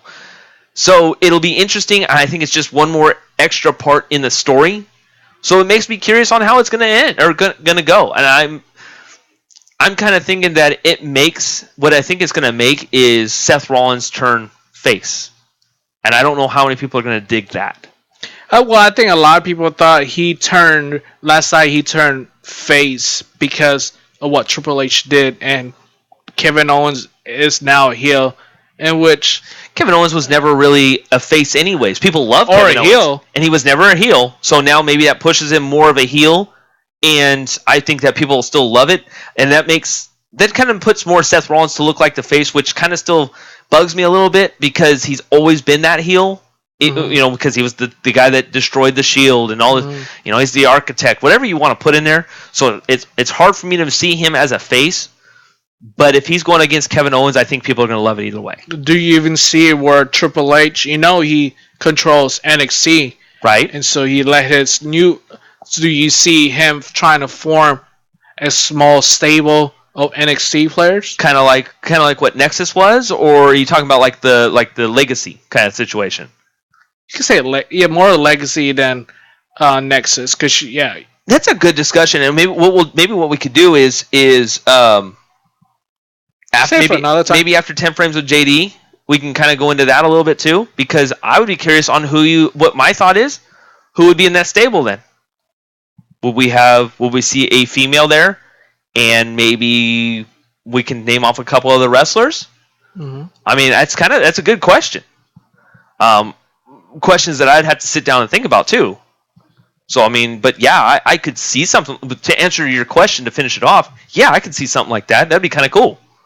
Because I think a lot of people like myself personally, when I grew up watching the Attitude Era, I liked the stables, the DXs, the NWOs, even the Four Horsemen. Woo, yes, all of those. So for me, I would dig it. Can you dig it? Suck it. Suck it? He said suck it. Sucker. Sucker. My bad. But no, I was going to say, and another thing before we change to the next question, we go to the next question, is Raw needed something to spark up because they've been losing ratings. Yes. Especially when the competition was SmackDown Live. They needed, so whatever SmackDown Live does today, I don't think will beat Raw's ending. So what he said. So loyal listener Kyle says, he was referring to the show itself. He said that was the bomb, and then he also responded by, he's been laying the sledgehammer to Steph for a long time. She knew. He's hella dumb. But anyways, I would dig it. I think it was a great show for the first time in probably it's hard for me to say that because I think the Finn Balor show, that was during the pay-per-view, but Finn Balor winning the title was awesome. It's been the best show that I've seen on Raw and probably since at least the brand split. So I'm going to kind of go with that. Yeah, I think Stephanie knew because, like I said, they needed something to spark up the whole Raw because they need something different. Yeah. And to have that and not to really mess up with what Roman Reigns was having, Yeah, they needed to get that But away. you never know. Do we see Roman Reigns and Seth Rollins form together again to fight against Triple H and Kevin Owens? Maybe, but I also want to see him. Take the U.S. title away. I know Rusev is still nursing some injuries because I guess he has a broken rib. Injuries, nursing, Right. Injuries, Honeymoon, wedding. Same Right. Same thing with the whole Sasha Banks Yeah, exactly. So, injury. So She probably have injury, but it's a great discussion. I think she probably get injury after the honeymoon. Whoa. Good night, everybody. That was our show. Number you get. Hold on. Go ahead. You get 4. Why? Because she mentioned the 4 horsemen. Number 5. I don't know how many games did you save for the football for Mustangs winning This coming up season. this season? Knowing what I know now, I believe I said yeah. No. I believe I said it was going to be 5. 5. Going 5-5 was what? Should I just call that my score now? 5-5. 5-5. But anyways, no, I did say that they were going to be 10 games. They played 10 games, minus a bowl game if they make it. Then that obviously makes 11. But I said 5-5, not know because we didn't know who the players were. Okay, so go ahead. So now, does it change for you on how many games the Delta College Mustangs football team will win with Darren Grimm playing for them now? Yes, and I'm going to move it to 7. Because I still question on the quarterback ability. I still question the running game at this point because we just know really the wide receiver just got better. The wide receiver core just got better. Mm-hmm. We don't know if that quarterback's going to be able to throw him the ball that much. At least not right away. Mm-hmm. So right now, I'm going to say they're going to go to 7. I'm going to at least be a little safe. I'm going to give it a +2 rating because of Darren Grimm. Okay. And so you add somebody that scored 25 plus touchdowns last year. That's going to improve your offense quite a bit. So it really doesn't matter who gets him the ball as long as he can get the ball. So that's where I'm at with it. I give you 7. Because you 7. 7 wins. Because Kaepernick. It's the loneliest number. Number 6. With all the sports going on in the 209, which one in particular got you more intrigued? As of already played, that keeps me there, or is in just everything coming up? Just in general, like what is it? This volleyball for Delta Mustangs, or is it So right now that's playing, not. Yeah, you can't say. Yeah. You know what's funny, and as dumb as this truly is, it is women's volleyball. I'm going to say for Pacific because we covered them for so long. Mm-hmm. I'm actually really intrigued on what they're going to look like this year. They got a lot of good freshmen. Some freshmen have actually gone redshirt. There are some transfers. A lot of people are very excited about these transfers that have happened. They had the 27th ranked recruiting class this year. I mean, there's a lot of good things right now to talk about women's volleyball for Pacific. Oh, hold on. There's also Delta women's volleyball. And what Coach Mordaunt is able to do over there is amazing too. So it's hard for me to pull one or the other, but I'm going to just kind of put it together and say women's volleyball in general for these two colleges are what I'm looking forward to all the way through. I give you an 8. What? I give you just. That was solid. I give you 8. That was solid. I'm just saying that was solid. What do we got over here? A cup of haters? A cup of haters? What you got? Okay. What number are we on? Number 7. Okay. Entertain me with this question. How are you gonna have a big group of? How are you gonna have a big group of broadcasters? But yet can't cover any local sports. I don't know. I'm too busy worrying about what we're doing. So, as far as I'm concerned, all I care about is what 209 Sports is doing. So I don't care what anybody else can and can't do. Obviously. Just in general. Just in general. Like, how would you feel like? Oh, I'd be. If this, yeah, I'm saying this is like your. Oh, there wouldn't be some people working here after this. Quite honestly, you know me well enough. Mm-hmm. There wouldn't be people working here. If you can't cover something, and you have every excuse in the book. I understand that family things happen. Mm-hmm. But if you keep making excuses, family or work, back and forth, and for whatever reason it just seems like you're not willing to do anything, get out of here. Bye, Felicia. I don't need you. Bye, Felicia. Bye, Felicia. Oh, I forgot that you had it. I did. I thought you didn't have it. I give you 10. Yeah, nailed it. I don't have nailed it. Yep. Okay, it's a serious question. Okay. Am I right or wrong with the whole? Oh, am I right or wrong with the whole holdout from Joey Bosa, the rookie, number 4 pick? I believe. No, number 4. 4th was Dallas. Number 3. 3. Yeah, number 3. For the San Diego Chargers. Uh-huh. The holdout was really nonsense. Mm-hmm. You're right. You're absolutely right. I think that with the public doings of what San Diego did, basically saying that we've withdrawn the offer and basically just told him that that he's not accepting anything that we've done for him, this, that, and the other thing. And then of course he says that they're saying that he wants more money or whatever the case really truly was. All it was just to get his deal done. There was some wording in there that he didn't care for, and that was the whole situation. So you're right. It was complete nonsense. It was horrible. It was done just so that way they could get a deal done. And obviously it happened, but you're still right. It was still complete idiocracy. 4 years, 25 million guarantee, something like that. Yeah, or 17 million guaranteed, over 25 million. I don't remember off the top of my head, but still horrible. Garbage. Number 4. I give you that 4. That was a 4. Why? Because you didn't know on top of the info. Oh, whatever. You're supposed to be on top of it. My bad. Supposed to be on top of this, man. Okay. What you doing? Too much 2-9 local sports. It is. Information in your head. Yep. Number 9. All right. What does preseason game number 4 do for us as a fan? And you are one pathetic loser. Pretty much. Pretty much. That's kind of where I'm at with it. I'm just like, really? I don't know if I'm going to watch very much preseason week 4 because you're not going to see your starters. And if you're going to see them, they're going to be for one series. Kind of like week 1. Mm-hmm. Week 1, you saw them play for a series, and then they were pretty much done. If they played that at all.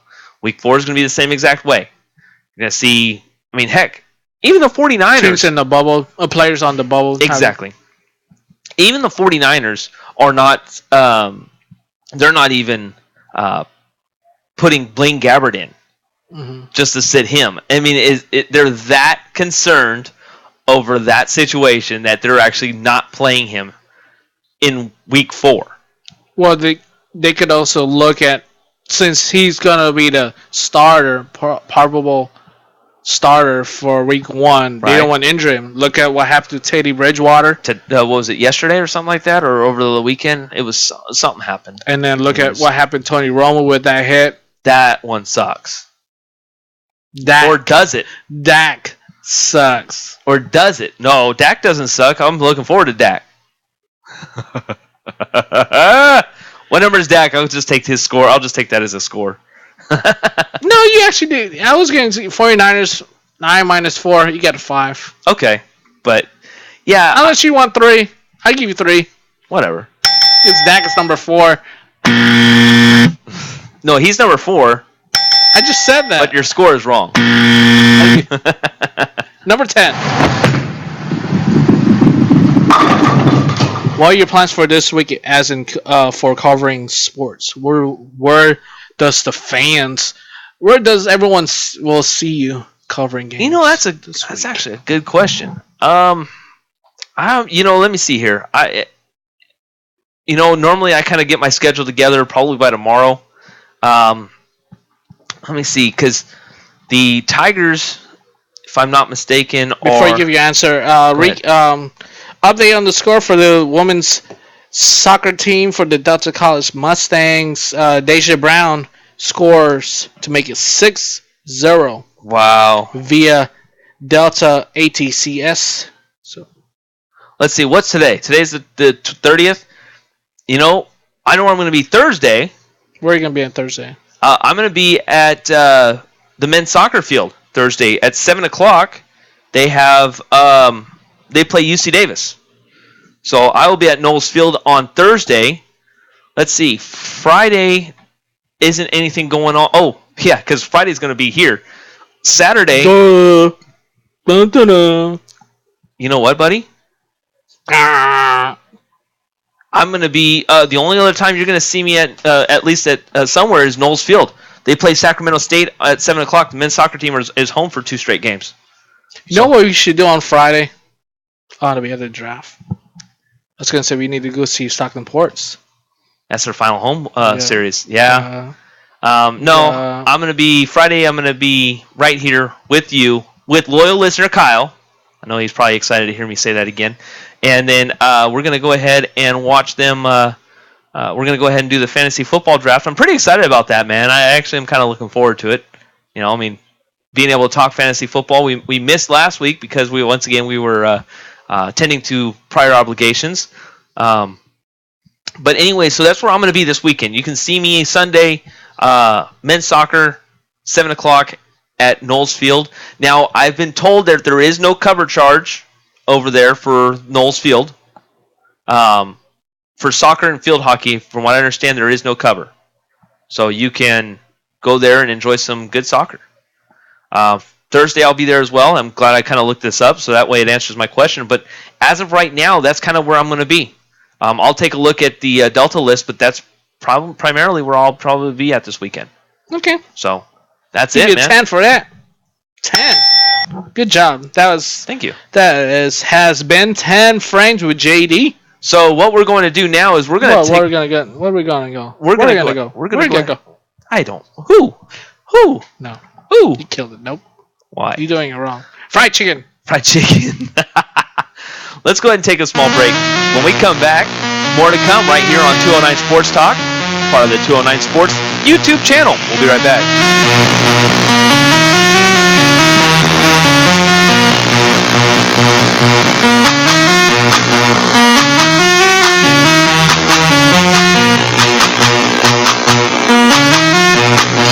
In 1805, Lewis and Clark described in their journals a country teeming with wildlife. Bison as far as the eye can see. Rivers churning with fish. They wrote of scenes of endless beauty and of meeting more than 100 nations of American Indian whose lives were one with our environment. Now, imagine what Lewis and Clark and the American Indians they met would say if they walked the trail today. Would they be pleased? There are herds of homes where the buffalo once roamed. Or would they feel differently? Something must be done to save what's left of this great place. As we commemorate the Lewis and Clark Bicentennial, we encourage you to consider what's been lost and what we can do to preserve what's left of the trail that still winds through us all. Walk with Lewis and Clark and see what you discover at www.lewisandclark200.org. This is a public service message of the National Council of the Lewis and Clark Bicentennial, the Missouri Historical Society, and the Ad Council.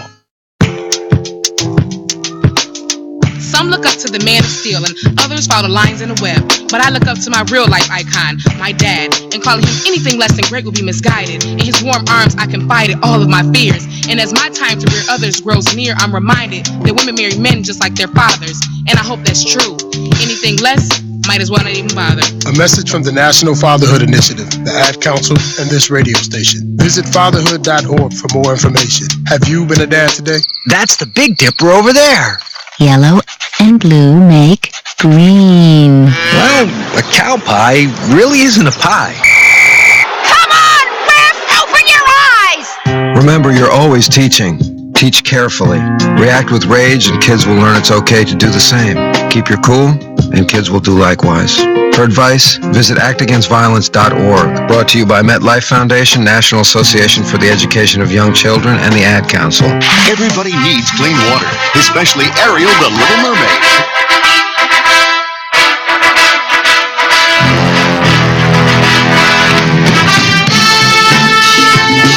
And welcome back to 209 Sports Talk here on the 209 Sports YouTube channel. I am JD Jeff Dominic.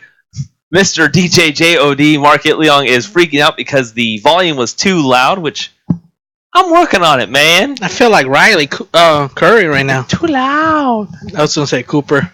Riley Cooper. Wrong person. Wow. Riley Curry. Wow, you actually went with Riley Curry or Riley Cooper. See? No, you messed it up. How you gonna? I don't know. How you gonna make fun of me when you mess I'm up? working away over here. Leave me alone. Thank you all for joining us today. Good night. Good night. No. Thank you. So we just finished 10 Friends with JD. Mark, you're getting called out by a loyal listener, Kyle, who's going to be here on Friday as we get ready for our 209 Sports Fantasy Football Draft, where we're drafting 5 teams in a 3-hour span. Well, he said he's going to bring his A game. He's bringing his A game, well, but he's never done fantasy football. That's better than talking to you, because right now you just bring your B game. Ooh, I'm about to call you something that starts with a B. Oh, I already said I'm the it. You're That's the what's it. that. You add the B. You add that. Okay, we're starting to get close. Want to play a game of horse? Nope. But thank you all for joining us today. As we were talking about, we're trying to kind of going over Pacific Tigers news. As we mentioned, women's soccer is going to be on the road. Men's soccer will be at home starting Thursday at 7 o'clock as they take on the UC Davis Aggies, and then they'll be taking on the. This will be. Oh, I messed up. No, I didn't. I'm good. On the 4th, they'll be at home as well, taking on Sacramento State at 7 o'clock. Those Hornets will be looking to pretty much stop what the Pacific Tigers are starting to really start to build here, man. They just took on they just took on San Jose State and lost in a 3-2 decision, where I think it was PK kicks and they lost 3-2. But they're starting to really come around here right now, and I'm digging it, man. And I just seen Sacramento State. Speaking of that, our good friend Angel Guerrero, the Warrior. Congratulations to him. He got the sports editor for Sac State, the Hornets. So the Warrior. And they're gonna play at home in Pacific. Do we see him there? Probably. I hope so. So that's Sunday at Knowles Field, 7 p.m. So don't forget about Thursday. It's one game at a time. Right now we're going to be looking at Thursday. I'll just say that because we know the good friend. Absolutely. That's all. Thursday will be against UC Davis. That's all. So we're looking forward to that. Free of charge. That's per the reports. The source. Per sources, there is no charge in order to go watch some good. Everyone coming at that is free. But that's my problem. That's why I don't ever want to say it. But I talked to Paul Meiskens, who's very active in the Pacific Tiger community, and he basically told me that's what it is. So if anyone else, blame him. His Twitter account. It is what it that's is. An error. It is what it is. It is what it is. But let's talk a little Pacific Tiger soccer as they took on Drake University. Not 0 to 100 or started from the bottom. Drake was a team that, I'll tell you what, man, people were thinking that Drake was going to be one of the teams that should be competing and had a good run last year, should be playing well this year. They came out early against the Pacific Tigers. They scored in the, they scored in the 19th minute.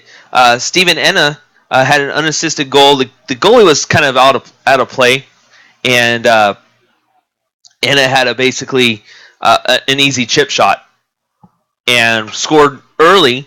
But man, they didn't. The Tigers, which is, if this was the team last year, I think this is the best way to say it. And you're going to hear this in this interview too, with Coach Jordan afterwards.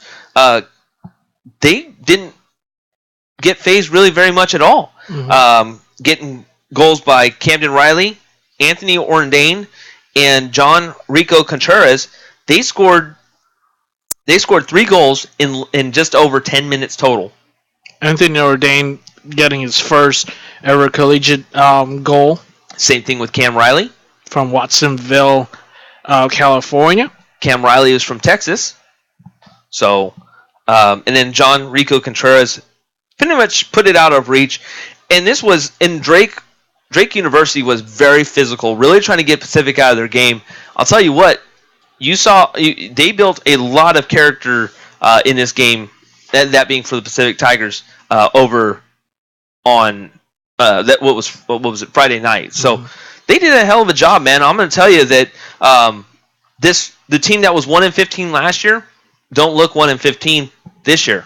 I mean, I think they bought in. And here's let's see here. We've got who you got? We got Coach Jordan, and this was him after the game on. I just want to make sure that's not too loud. It's too loud. This was the game after the win against Drake before they went on to San Jose State. I don't have the San Jose recording, obviously, because I wasn't there. Was it? I wasn't. Coach Jordan, let's start off with the misplay with Goldsmith going out. Let's not. Just a little bit, because it's going to end good, I promise. Yeah, okay. He kind of played out a play, but this is a circumstance where they didn't hang their heads as far as the Tigers go. They actually came back and scored a few minutes later, and Cam really got you started. How did talk about his play a little bit? Yeah.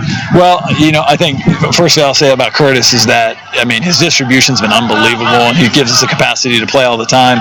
And he missed it one ball, and he got punished for it. So it's actually, it put us in a situation where we got to find out a little bit about our team with regards to how they would respond from that. And I think you saw they weren't bothered. They just thought, okay, it's a blip. Let's solve it and keep on doing it. And I don't think we missed a beat at all. There was no hesitation with regards to where we went with it. So that was the first thing.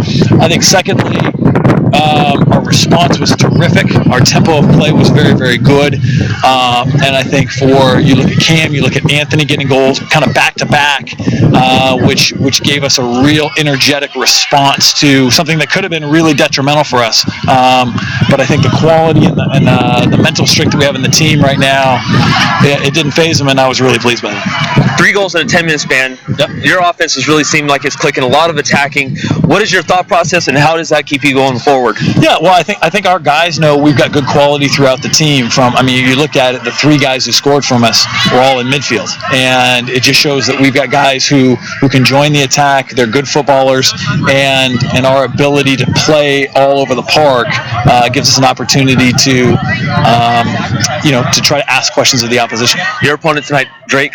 Yep. They're very physical. Yep. Really seem to try to get you out of your game. Yep. But it really seemed like you guys were able to persevere and really push through. Your thoughts on your opponent tonight and how it's going to help you in the future? Yeah, they're a very good team, as we know from playing them last year, and we know that they'll win games this year.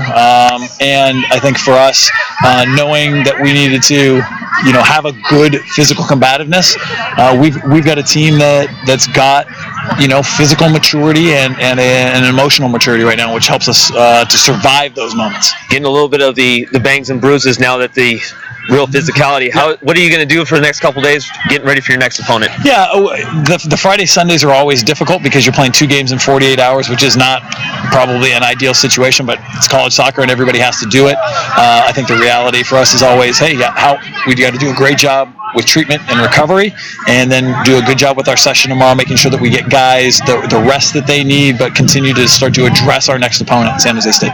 So that was Coach Jordan, of the head coach for the Pacific Tigers, and and he was playful. He was being very joking around. As you heard when he first came on, he said, "Nope, let's not talk about that one." I go, "Oh, hey, I promise it's gonna end well." It's obviously the game ended well as well. So, he admitted that hey, he was out of play. He got hurt for it. That was being Goldsmith, and but they never backed down, man. Mm-hmm. They look like this team looks like they've bought in. It's you only have 3 seniors this year, and other than that, these are legitimately your players. Do you have any other interviews? I do. Thank you. No, I was gonna say. Go ahead. I was looking for the roster. For the box score. I didn't see Andres Ochoa. Was he hurt, or do you want to keep him out? Perfect. Well, I'm glad you said that. He got 2 yellow cards in the exhibition, which means he was suspended for this game. So we may have seen him back for the San Jose State game. I'm pretty sure he'll be back for the next couple of games, barring that he gets in any more trouble. So he did get a couple yellow cards, and actually I'm glad you brought that up, because I asked Cam Riley, who scored his first collegiate goal, and I asked him about that as well. So we'll dive in that here real quick with Cam Riley. Cam, your first goal this season. Take us through that. How you feeling, and the excitement that everyone just seemed to be really stoked for you. Well, we went down early, but I knew we were going to come back. And honestly, I didn't have the best game of my life, but it's about showing up in the right place at the right time, and finished it, and I was excited. It seemed, as you mentioned just now, it went down early, 1-0, but it seemed like no one really kind of panicked. And of course, you didn't have your team captain with you tonight. Exactly. Who really seemed to step up in that huddle and really take over to help you out? And I think it was all credit to our center back, Wouter. I think he did really, really well to pep the team up and keep us going forward, because we knew we were going to come back and score. But I think he did well to motivate us and everything. What kind of feeling is this that you get your first goal of the season? I mean, I saw you on FaceTime doing all this stuff. I mean, what is going through your mind right now? I mean, you seem to be really. I mean, the smile's not going from your face. Exactly. It's great. It's a great feeling, but it's more important to win, and I'm glad that we won as a team. But yes, I'm very happy for the first goal. To go 1-0 on the season, that's a huge step in the right direction. I mean, what is that, and what is always said in the locker room when you guys started this season? It's we're here, we're playing at the best level we can. We can compete with anybody right now. We're playing well, and it's not a good weekend unless we win the next game against San Jose State. So we're just going to keep moving forward from here, and keep going. So they didn't win both games, but it is a step in the right direction. And he said it. Man, I'm telling you, if people haven't bought in right now, I mean, or people haven't believed that this team has bought in, I mean, you're taking this from a sophomore who has been put into a certain position where he wasn't ready for, or wasn't, I'm sure at some point wasn't ready for it, wasn't prepared, but he, maybe he wouldn't have been in this if he was in this situation last year. But being a sophomore, man, he just took the bull by the horns and just ran with it, and scored their first goal. And then it was back to back to back, and within a 10-minute span, this team's different, man. I'm telling you this much right now. This team is different, and I can only say this. I'm already looking forward to Thursday against UC Davis. I mean, they're doing a great job. Ochoa should be back. I hope he's back, and I'll keep an eye out for it to see where he goes. So we'll have interviews from Thursday's game. We'll have interviews from Sunday's game. I'm sure that my hope and my intent and what my the goal I would hope for is that they go 1-1 again, for two reasons. One, they double their win total from last year, and I'm not making fun in any way, shape, or form. That's the honest to God truth. And also, two, is that it shows the improvement that these guys need. So what's also good about this game, not this game, but against UC Davis, and then play against Sacramento State, there's a gap. Unlike the one they did with Drake, and then next day they played. They had okay, never mind. They had the same thing, 48 hours difference.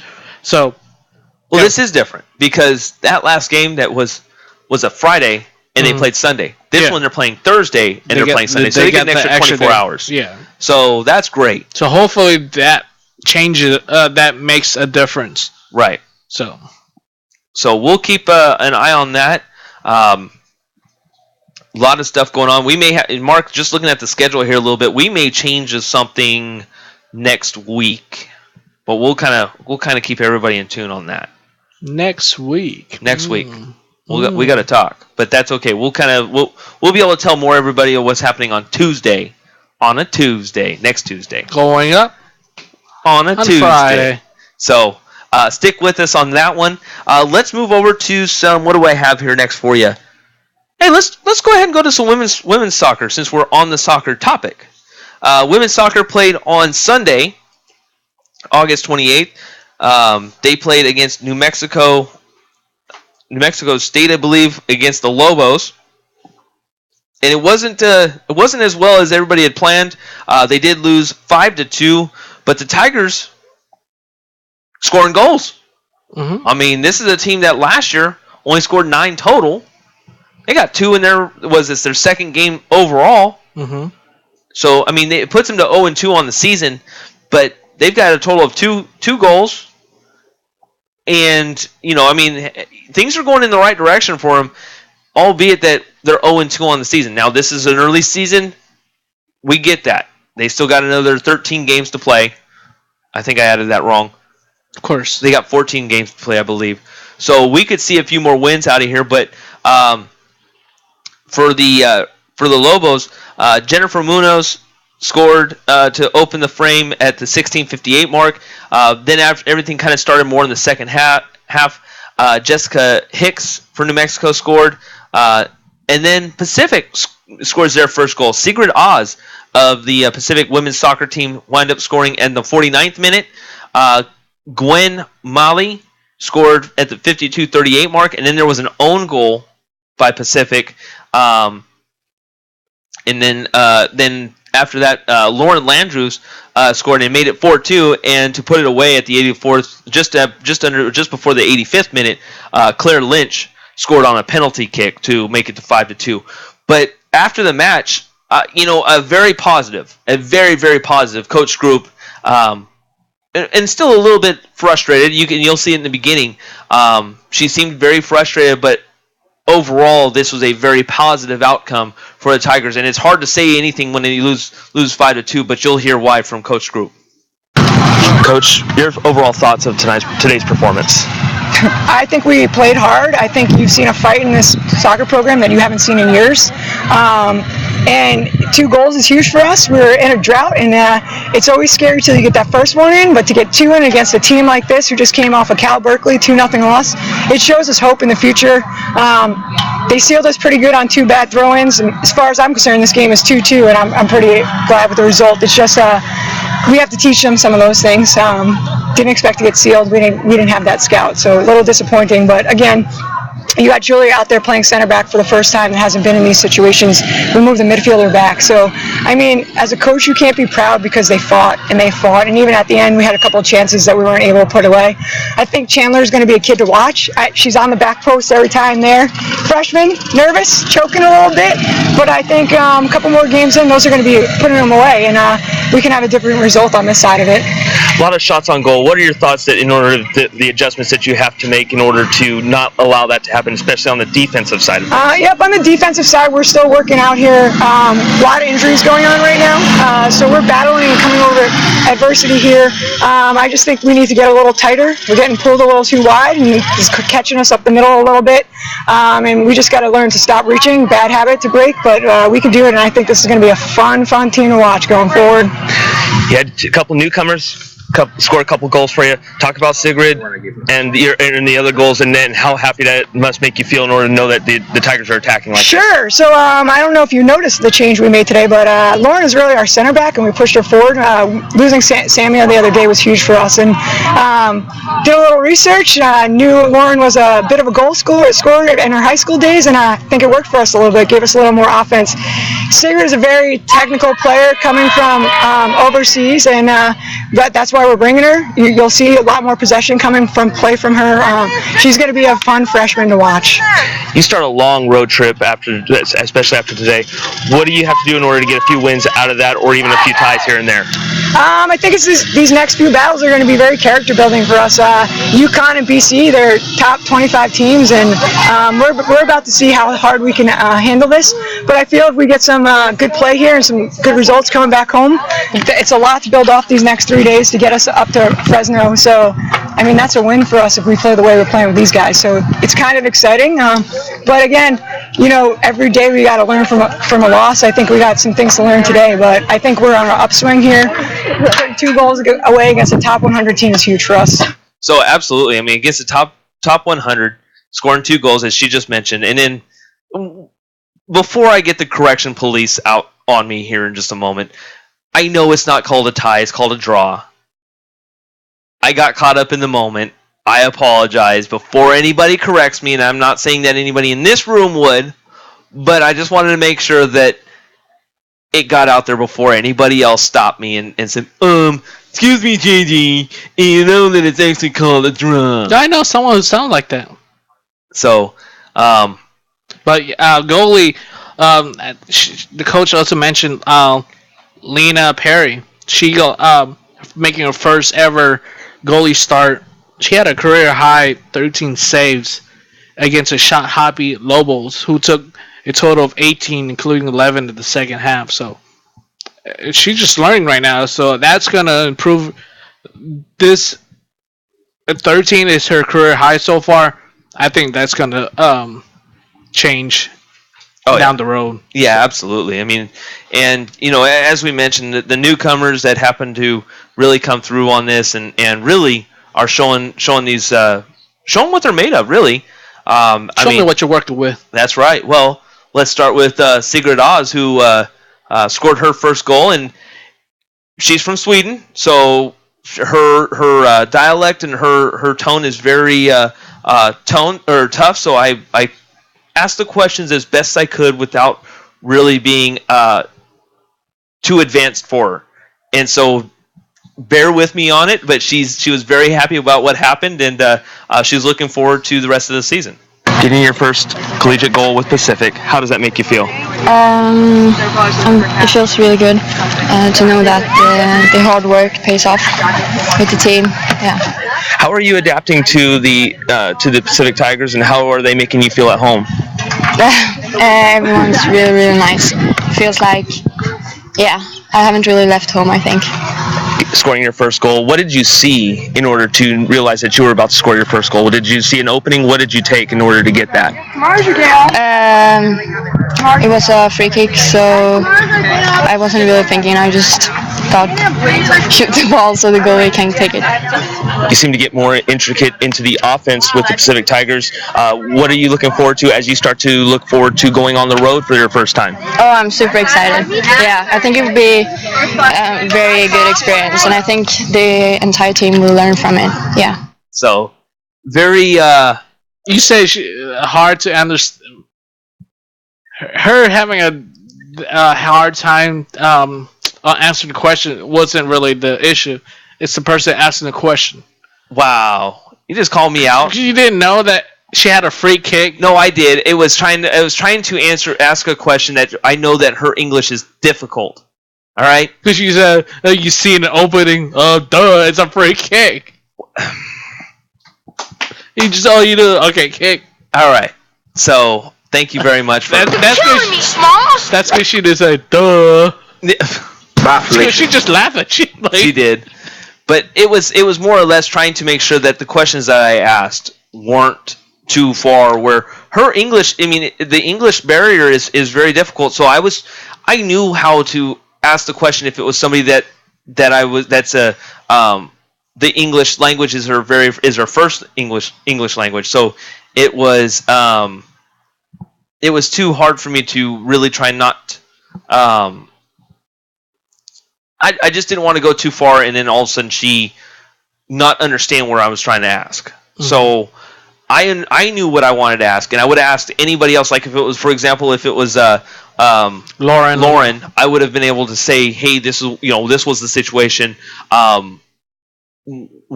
Basically just take us through it. She could have just said, "Oh yeah, it was a free kick." Da da da da. I tried to ask it a little bit differently, so that way. So, okay, put me at fault for whatever you want, but ultimately, I was just. It's a draw. It's a draw. Not a tie. I hate y'all. But anyways, WWE Dummy's an idiot. Just so everybody knows, he's making comments on the YouTube channel, and I just think he's stupid. But anyways, moving on, Pacific Tigers. Huh? That's who else we got. We're going on to Pacific Tigers field hockey, taking on the number 3 nationally ranked Yukon Huskies. Tigers held in it, man. They had Amanda Collins for Yukon scored 2 goals to start everything off. She scored in the 19th minute, 28th minute, and then Anna Middendorf scored in the 33rd minute. Yukon also scored in the 40th minute as well. In the 43rd minute, Casey Umstead wound up scoring total of 5 goals total, and then Pacific was able to score 2 goals in the 50th minute and the 52nd minute. Total of 70 minutes are involved in this in these matches. So, but anyways, it was a tough day for Lauren Puhati, who gave up. Who had 6 saves but allowed 5 goals. I think going against a number 3 nationally ranked team, I think they got a little bit ahead of themselves. Mm-hmm. I think they overpsyched themselves. I mean, it is when you're playing against a nationally ranked team, it puts things a little bit more into a little bit. You start to kind of get a little bit more amped up for if it was, let's say, for a team that was not ranked. I think that Coach Andy Smith for Pacific really had them ready to play. I just think that the attack by UConn was overwhelming. But I do, once again, another positive Coach Andy Smith after the match, and I'll get to that now, so that way we can kind of discuss that afterwards regarding the game. Coach Smith, your overall thought about the number 3 UConn team and your performance today? I'm disappointed with the scoreline, to be honest with you. Thought we were a better team in the first 20 minutes of the game. We should have been 2 or 3 up to begin with. And I think, as you can see, we dominated the last 22 minutes of the game. But we got a big letdown in the middle. It's not good enough for us. But we'll reflect a bit and we'll learn from it. And I think that UConn are an incredibly good team, an incredibly well coached team, and I think they'll thoroughly deserve their number 2, number 3, whatever they are ranking. But I tell you what, we're not too far behind that. I mean, the scoreline today will show a little differently because there'll be a 3-goal difference, but we're really, really close. And I think that we'll be fine, absolutely fine, and move forward after this result. But we're getting better every day. We're a lot better than we were before, and we'll be in a good place. What are your thoughts as far as some of the positives that you can take out of today in order to build momentum as you start to get on the road? I think the fact that we dominated at the beginning, dominate the end against it's back-to-back national champions. I think that that's great for us, and I think for us it showed the players now. I think believe more than they ever did before. It's one thing me sitting in the locker room and say, you know what, we're a really, really good team, and there's another thing them coming out here and being like, you know what, hey, we can play at this level, which is kind of what we got out today. As again, I was disappointed. I mean, I genuinely believed this one we were going to win the game. Nobody else did, but we did. We genuinely believed we did. And I thought if we'd have played the entire 70 like we played the last 20 in the first 20, I think the scoreline might have been really different. The gap isn't. The gap used to be like this. It's like this now. Was there anything that surfaced today that you didn't expect that was a good thing?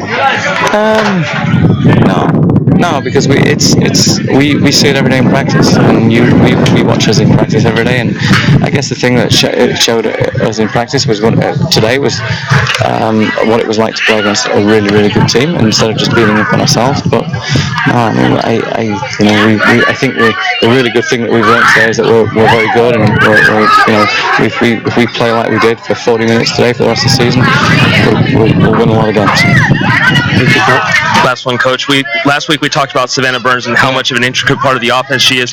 Today you had a couple scores that are not named Savannah Burns. So what are your thoughts as far as your other players and how that's going to move you forward to get them more intricate into the offense? Yeah, we've got really, really balanced scoring this year. I mean, we've got 4 or 5 players that can have multiple goal games and really, really contribute a lot. And that's we're very, very deep this year. We've never been deep before. We've got some incredibly talented freshmen, some really, really incredibly talented sophomores as well. And everybody's going to do their fair share. And for us, people latch on to Saab and they think, we're gonna deal with her, which UConn did very well today. But we put goals from other places. So you stop one, we've got something else. You stop something else, we've got something else. We are not a one-dimensional team this year at all. We're a 3-4-dimensional team at least in terms of forwards, and we'll be better for it. So in looking at the Pacific Tigers, 8 shots compared to Connecticut's 16. It was pretty much I agree with Coach Andy Smith that it was really if you take away the reality of you played the last. I think I'm gonna go a little bit further. You play the last half. The way you played, if you play the way you played the last half, the rest of the season, you're going to be just fine. Mm-hmm. That first half, I think that they just kind of as Coach said, bridging that gap. I think it's there. I think they got a little overwhelmed in the first half by the attack of the UConn Huskies, and I think that it kind of started to trickle over into the second half. But the Tigers were up for the challenge at that point. I think it was a little bit too far, too late at that point. So that's kind of where I was taken with this, because it was 3-0 win at halftime. So, and what's good too is Coach said that they got a balanced team when it comes to scoring. They have 4 to 5 players that can score. So if one has an off night, they still got 3 or 4 more players that could take over the game. Whoa, hello. How likely are you to recommend Windows 10? Let's go ahead and close that. And there's, like you said, if they play how they play, like they did the 40 minutes all year, they're gonna be able to win a couple games, several games. So. Oh, they're gonna be a team that's. I mean, you were able to hold up the way you were against a number 3 nationally ranked team. Mm-hmm. I think that they will. This was definitely a learning curve, and I think that this will be a to be able to score 2 goals against a number 3 rank. That's a big thing. It absolutely is. I think there's a lot of positives behind this. I mean, does it suck that you don't want to lose? Obviously, you came in there expecting to win, and I think that's the way you should come into to a match. But the reality is unfortunately they were.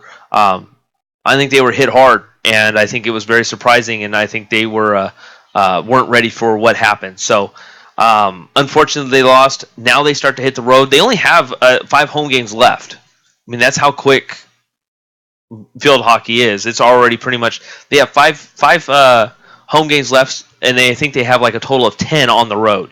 So that's the way it's drawn up. That's what they're going to have to deal with, and unfortunately, that's. I mean, that is what it is. So they just gotta push forward and get through it. So, you know what we're gonna do, Mark? We're gonna go ahead and take a small break, and when we come back, what should we do? Should we just kind of see what we kind of get everybody started for what's gonna happen on Friday? Yeah, we can. Okay, let's do it. Let's go ahead and take a small break. You're listening to 209 Sports Talk here on the 209 Sports YouTube channel. We'll be right back.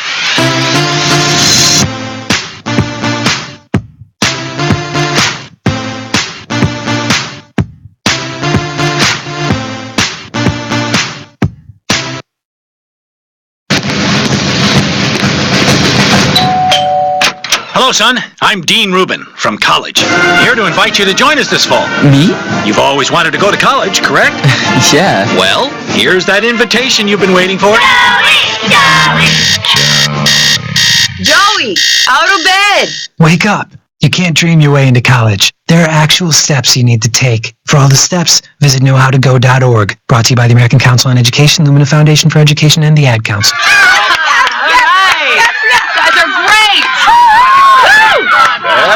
So, which one's yours? The one at bat.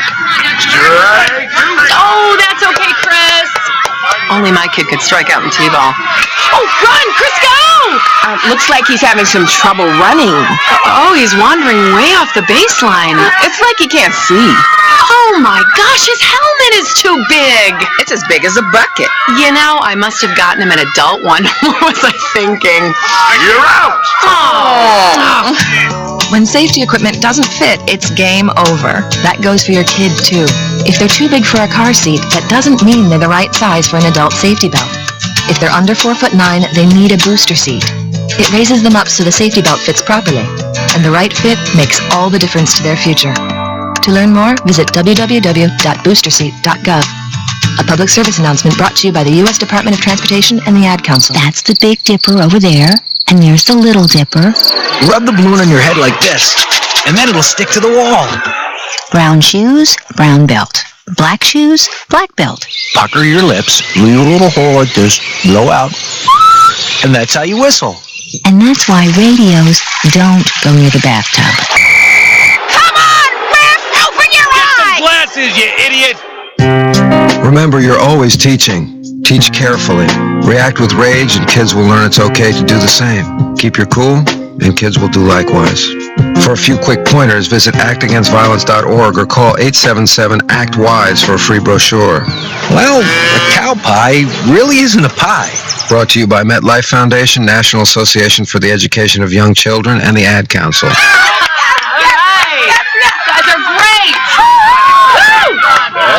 So, which one's yours? The one at bat.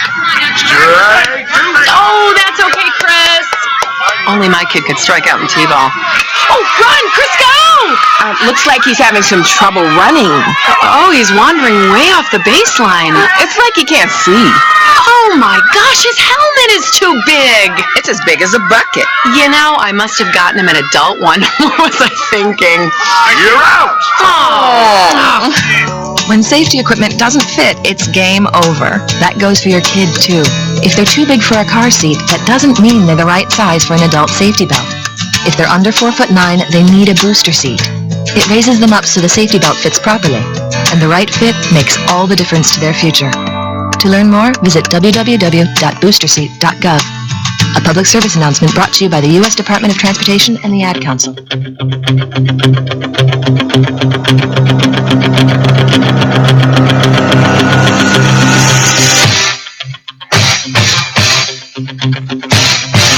little Eye of the Tiger in there for you, huh? Heard this last break. Did we? Yeah. I don't think we did that one. We did some other break. We did. Well, no, we didn't do it last one though. I think we played this one. Oh, I'm not gonna play it. I forgot. I'm getting used to it. My bad. But no, I think we played Gonna Fly Now.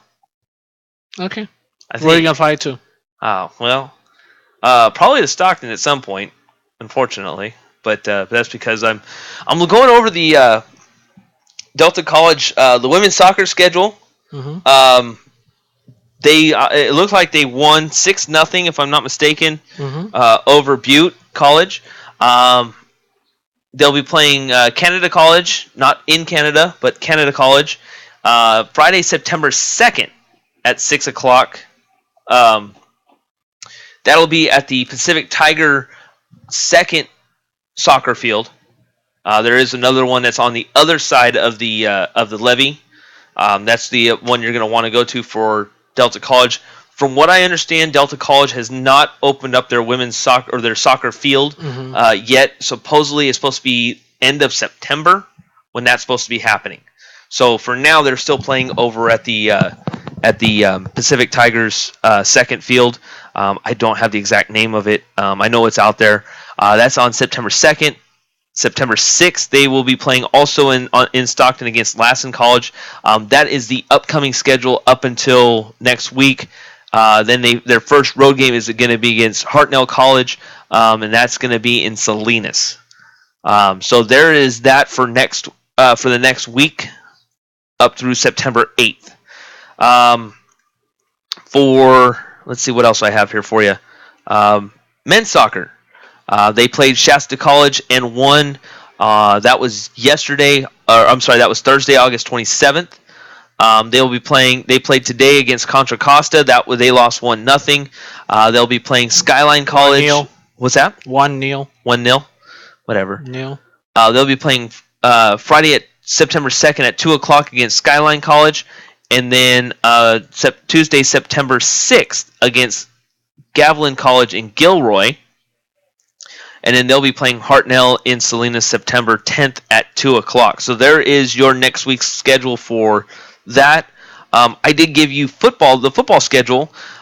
September 3rd, Saturday, September 3rd, they'll be playing the rival already, Sacramento City College against in Sacramento.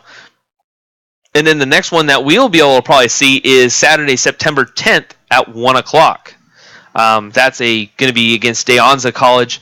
Looking forward to that one. That is the first home game that we'll be able to see Darion Grimm and see what this offense is really going to look like. Obviously, we'll have our breakdown on next Tuesday regarding the last game against Sacramento City. Mm-hmm. So it should be a good time. We'll get everything together for you as more details arise. Now, I think I missed something. Well, before you go, missing that something. Going back to the women's soccer, their home games will be played at the Garden Meyer Field. There you go. In University Pacific until they open their own soccer field. Supposedly at the end of September, maybe early October, depending on how things kind of pan out. Now, I was missing more Delta schedule, if I'm not mistaken, because I've only called men's soccer. You're missing the best volleyball. Yeah. Before we go, the schedule itself. First game, it's a double header game. They play against Salona, Okay. They sweep that 3-0, 25-18, 25-15, 25-13.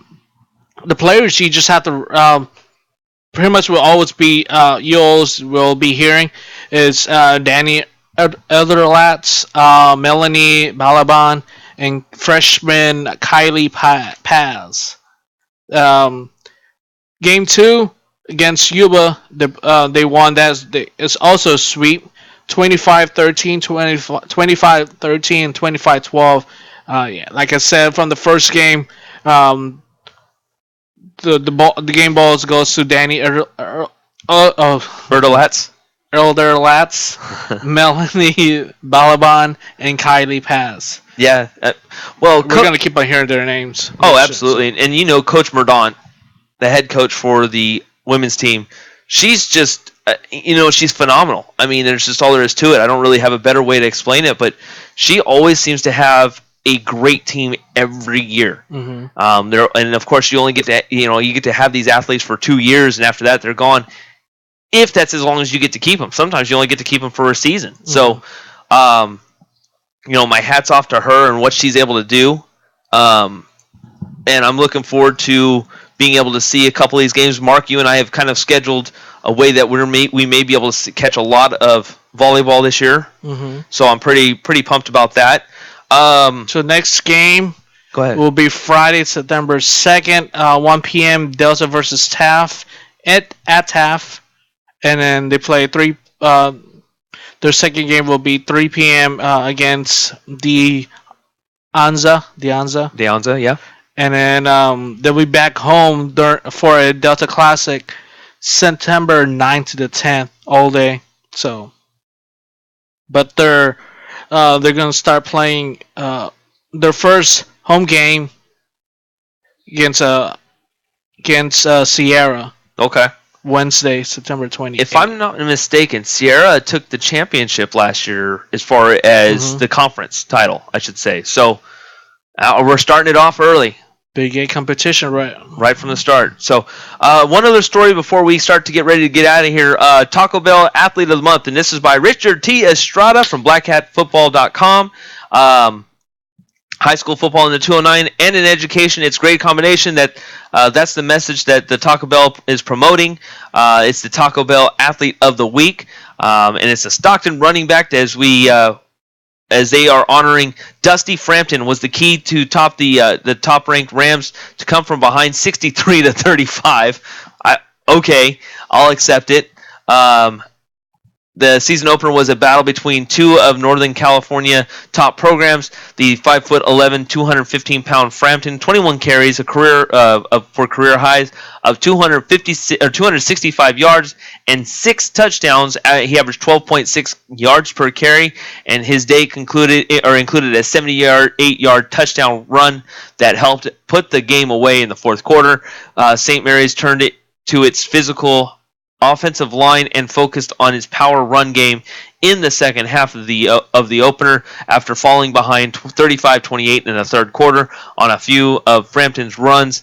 He's virtually untouched and checked out the downfield blocking from his receivers on some of his longer runs. So Dusty Frampton, the very first Taco Bell Athlete of the Week as voted on by his own self, the Black Hat football man, Richard T. Estrada. So, Dusty Frampton, St. Mary's High School, another St. Mary's guy, another St. Mary's athlete. Just throwing that out there for you, Mark, because everyone all of a sudden, I'm knowing that, I didn't want to get you beat up over anything, but, especially from what I understand, Jacob might have a problem with that or something, huh? I don't know what you're talking about. You don't know what I'm talking about? We'll talk about it after. So, Anyways. What else you got before we cut out tonight? Double A baseball. Single A. Oh, single A. My bad. Yeah. Something right. Stockton something like that. Yeah. We go. Well, let's go Modesto Nuts first. This is the last week for Modesto Nuts and Stockton Port since they won't be going to a postseason. For Modesto Nuts, this is the 7-game road trip to end the season. They started a 3-game series today against Lake Elsinore Storm. First pitch was an hour ago. Helmus Rodriguez, who is 3-9, 3.62 ERA for the Nets, and Dylan Stoops, who is 0-0 and a 1.8 for the Storms. Update on the score for them: they're up 4-0. Let me see. Stockton Porch probably just first pitch just must have happened maybe 20 minutes ago. Yeah, they scored the first 4 at the first. So Stockton Ports, they're going to be a 7-game homestand for the last week of baseball. 3-game series starts today against the Visalia Rawhide. Visalia, actually, but Visalia. Good enough. Kyle Friedrich will start 3-7, 4.42 ERA for the season, and Justin Donatella 4-4. Leonardo, Michelangelo, 3.42 for the Rawhides, and that score probably just started. It should have started about 20 minutes ago, if I'm not mistaken. The Rawhide got a 1-0 lead at the top. They scored in the top of the first. All right, so that's kind of your updates as of today here, August 30th, 2016. Coco Chris for the Oakland Athletics got traded to the Cleveland Indians. Where going back home. Yeah, going back home. A couple other things. Bakersfield Blaze no longer going to be part of the. Well, they're closing down. They're done. Them, and there's another one. There's another one. I don't have it off the top of my head, but Bakersfield Blaze no longer going to be part of the California Cactus League, or is it California Cactus League, or I don't know. Now it's starting. My brain's starting to turn into mush. California League. The California League.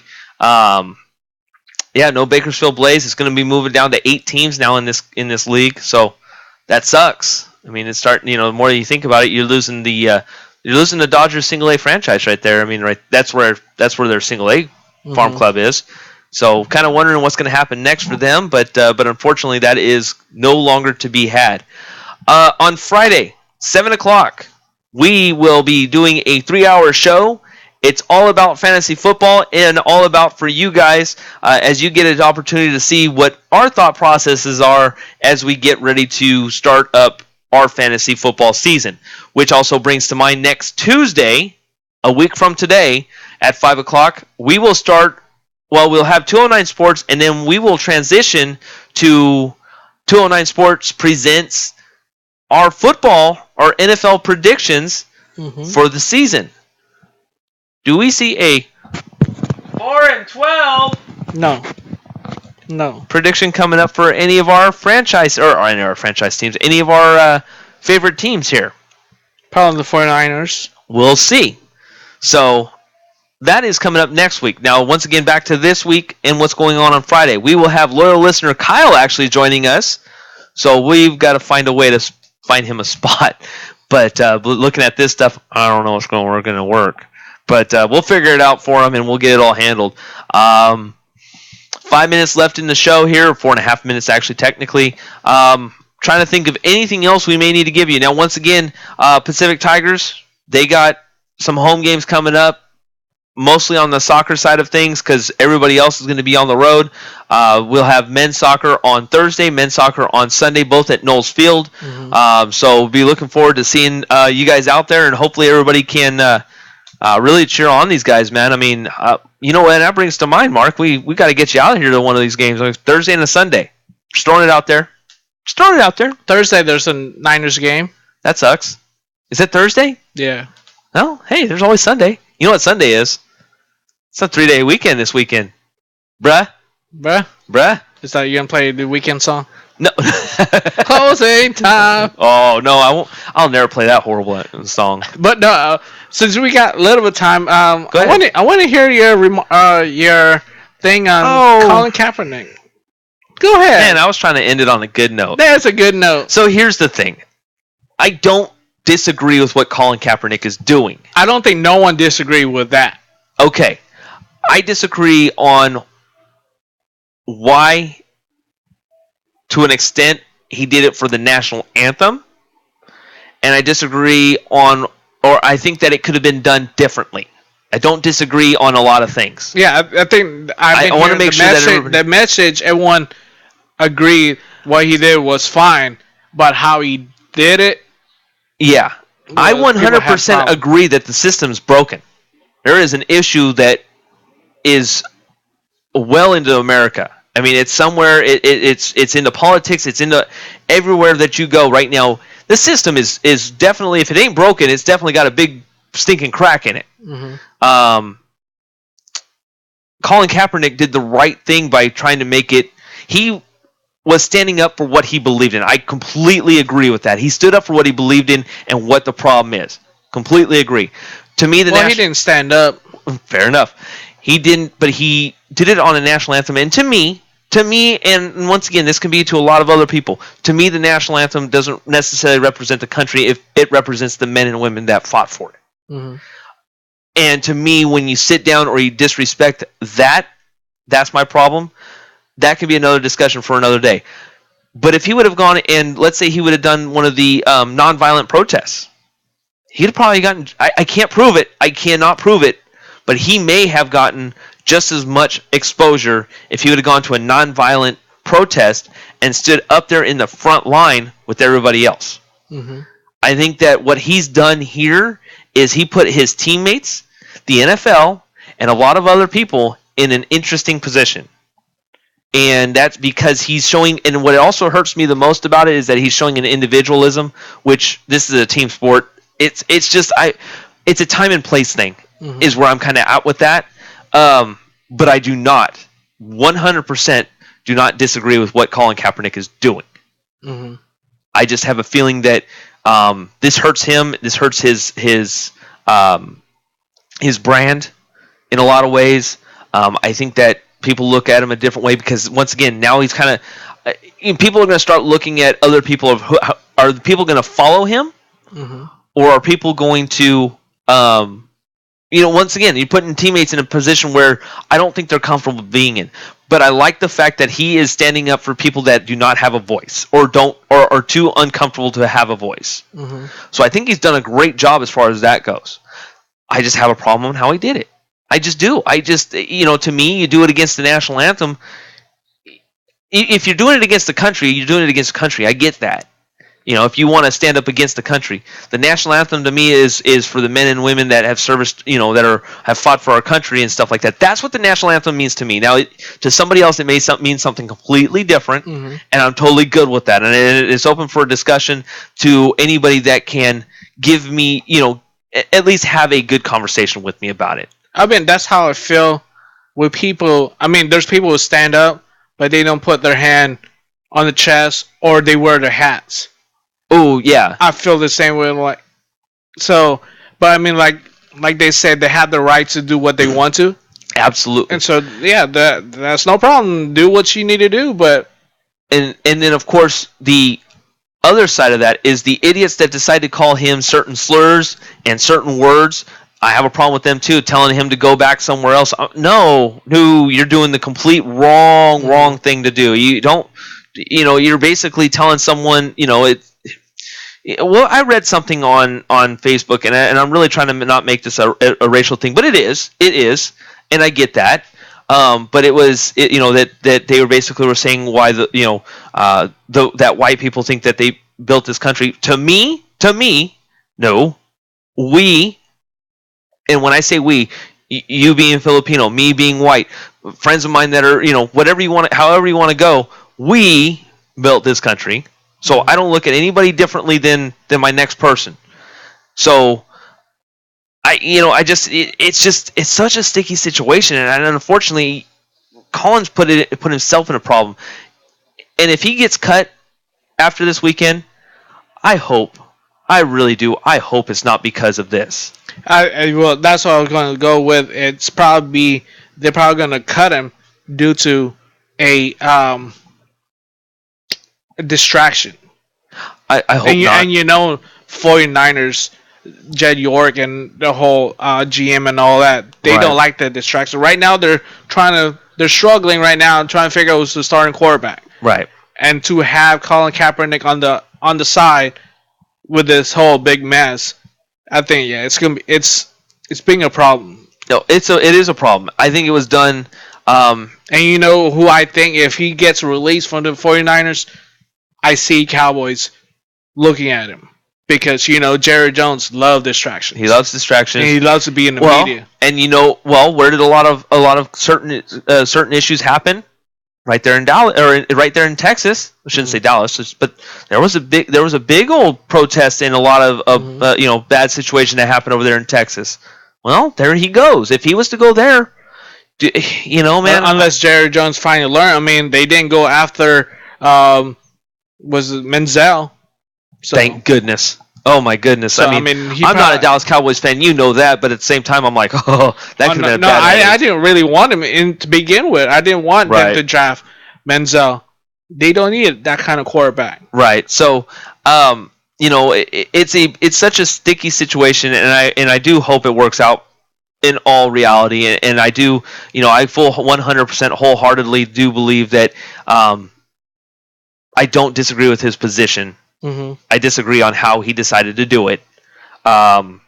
If he does get released, hopefully he gets released due for football reasons. Right. Not playing. But in all honesty, how many people at this point are going to believe that anyways?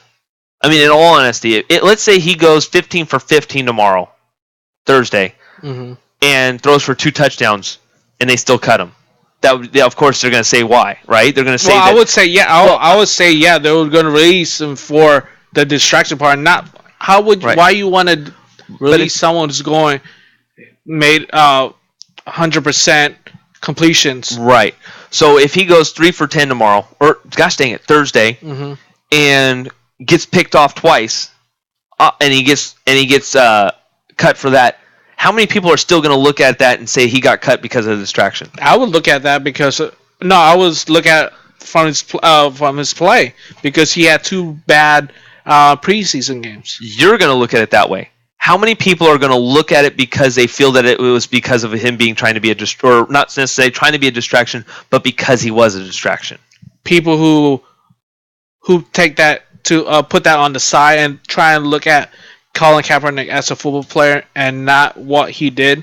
Right. Which is going to be hard because what he did that's the bigger news. Yep.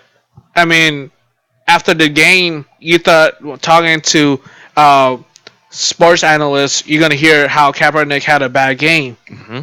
But every time I bet you, like, if you go to listen to a commercial radio station, that thing's going to keep on popping up as he didn't stand, blah, blah, blah, and not how bad he played during the preseason game. The problem I see with this right now is that so many people are divided on what he did.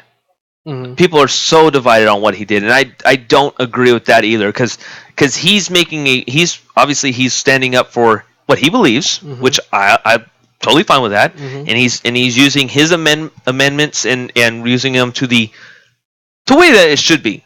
Very he's protesting. And he's using it and he's nonviolent behind it. He's doing a great job of all that stuff, trying to show what a true protest truly should be. Mm-hmm. But once again, as we just said, he did it, and he was being an individual in a lot of aspects when it's a team-oriented sport. I mean, it's just that sticky situation. They even said that he was doing this before. He was doing it from the get-go. Right. But only now since he not started, but he played. He's coming to play. So now they realize he did it. Right. See, well then so he's been doing it and he's going to continue doing it. Yeah. Which Absolutely. he has the right to do no matter what. Yep. So it's either people just have to leave it alone, and I see as long as he scores three touchdowns, a lot of its fans will be like, okay, I'm a fan of Colin Kaepernick again. Yeah, I don't agree what he did, but yeah, he's our quarterback. I mean, there are going to be some who still think that he's worthless. I don't think he's worthless. I think that even if Thursday's his last day that he's in an NFL uniform, if he's in a Niners uniform, whatever, I still think that we're going to see him in a different light completely. I think we may see him in more of a in the light of, hey, this is what I'm standing up for. Let's do it this way. And he's going to be a public figure in a different light than in the NFL. I still think he's going to be around. Yeah, no, I think he's still going to be playing football no matter what. If it's the Niners, it'll be someone else. Right. So and there's always going to be teams looking for quarterbacks, and Colin Kaepernick, he has that skill level to play. He's got talent. He does have a lot of talent. Now, I just don't know if the system is working for him. So maybe a new change of scenery. We've seen it before. It's revitalized careers. Maybe that helps him, and I hope it does, man. I'm the one of the first to pretty much say that that no matter what, regardless of, I think about what he's done for the team already, for the franchise, and all I can say is I hope that wherever he goes after this, if this is his last game as a Niner, I hope he does great. I really do. I mean, whether you guys think I'm just doing this for publicity as well or not, I ain't doing this for publicity. I mean, he took the Niners to a Super Bowl. Yep. And a playoff run. Yep. I mean, very next year, where they lost to the Seattle Seahawks, and then pretty much when you saw his downtrend is when Balky and Harbaugh started having their feud. That's when things started going a little bit hectic, and then all of a sudden he got the contract, and then we saw what we saw with the regular season going 8-8, or they didn't even go 8-8, I don't think, but whatever they went that season, and then after that, we saw the downward spiral. So I don't think that Colin Kaepernick is done. I just think that maybe it's time for him to get a different change of scenery. But I like it. I hope he does all right. I mean, so we know Teddy Bridgewater, he's out for a season. If he gets released, if Kaepernick gets released, do we see him back? Do we see him go with the Niners, or do we see? I bet you the Vikings could probably look at Christian Ponder again. Ponder could be there. Ponder. Or we could see Kaepernick. I mean, I don't know, man. I mean, I just hope that he does okay. I mean, I really do. I think he's a good quarterback. I just think that people just, watch his downcline and all of a sudden think that he's something else. And there are a lot of things that he needs to fix, but, his attitude ain't one of them. I'm just kind of, or his beliefs aren't one of them. So he's on the right path, man. What you just said, I think his maturity needs to pretty much work on. Of course, no, I'm good. I mean, there's a lot more stories behind his past, so to point where like he needs time to grow up and time to play football. Yeah. And that's what's starting on. Well, technically for us, we're going to start talking about it this Friday, and then we're also going to talk about it on Tuesday. So, thank you all for tuning in tonight. I am JD Jeff Dominic. That is Mark Itliong, and we will be back Friday, 7 o'clock, with our fantasy football fun times. Thank you all for tuning in tonight. Have a great night. Be safe, Stockton, and everyone listening.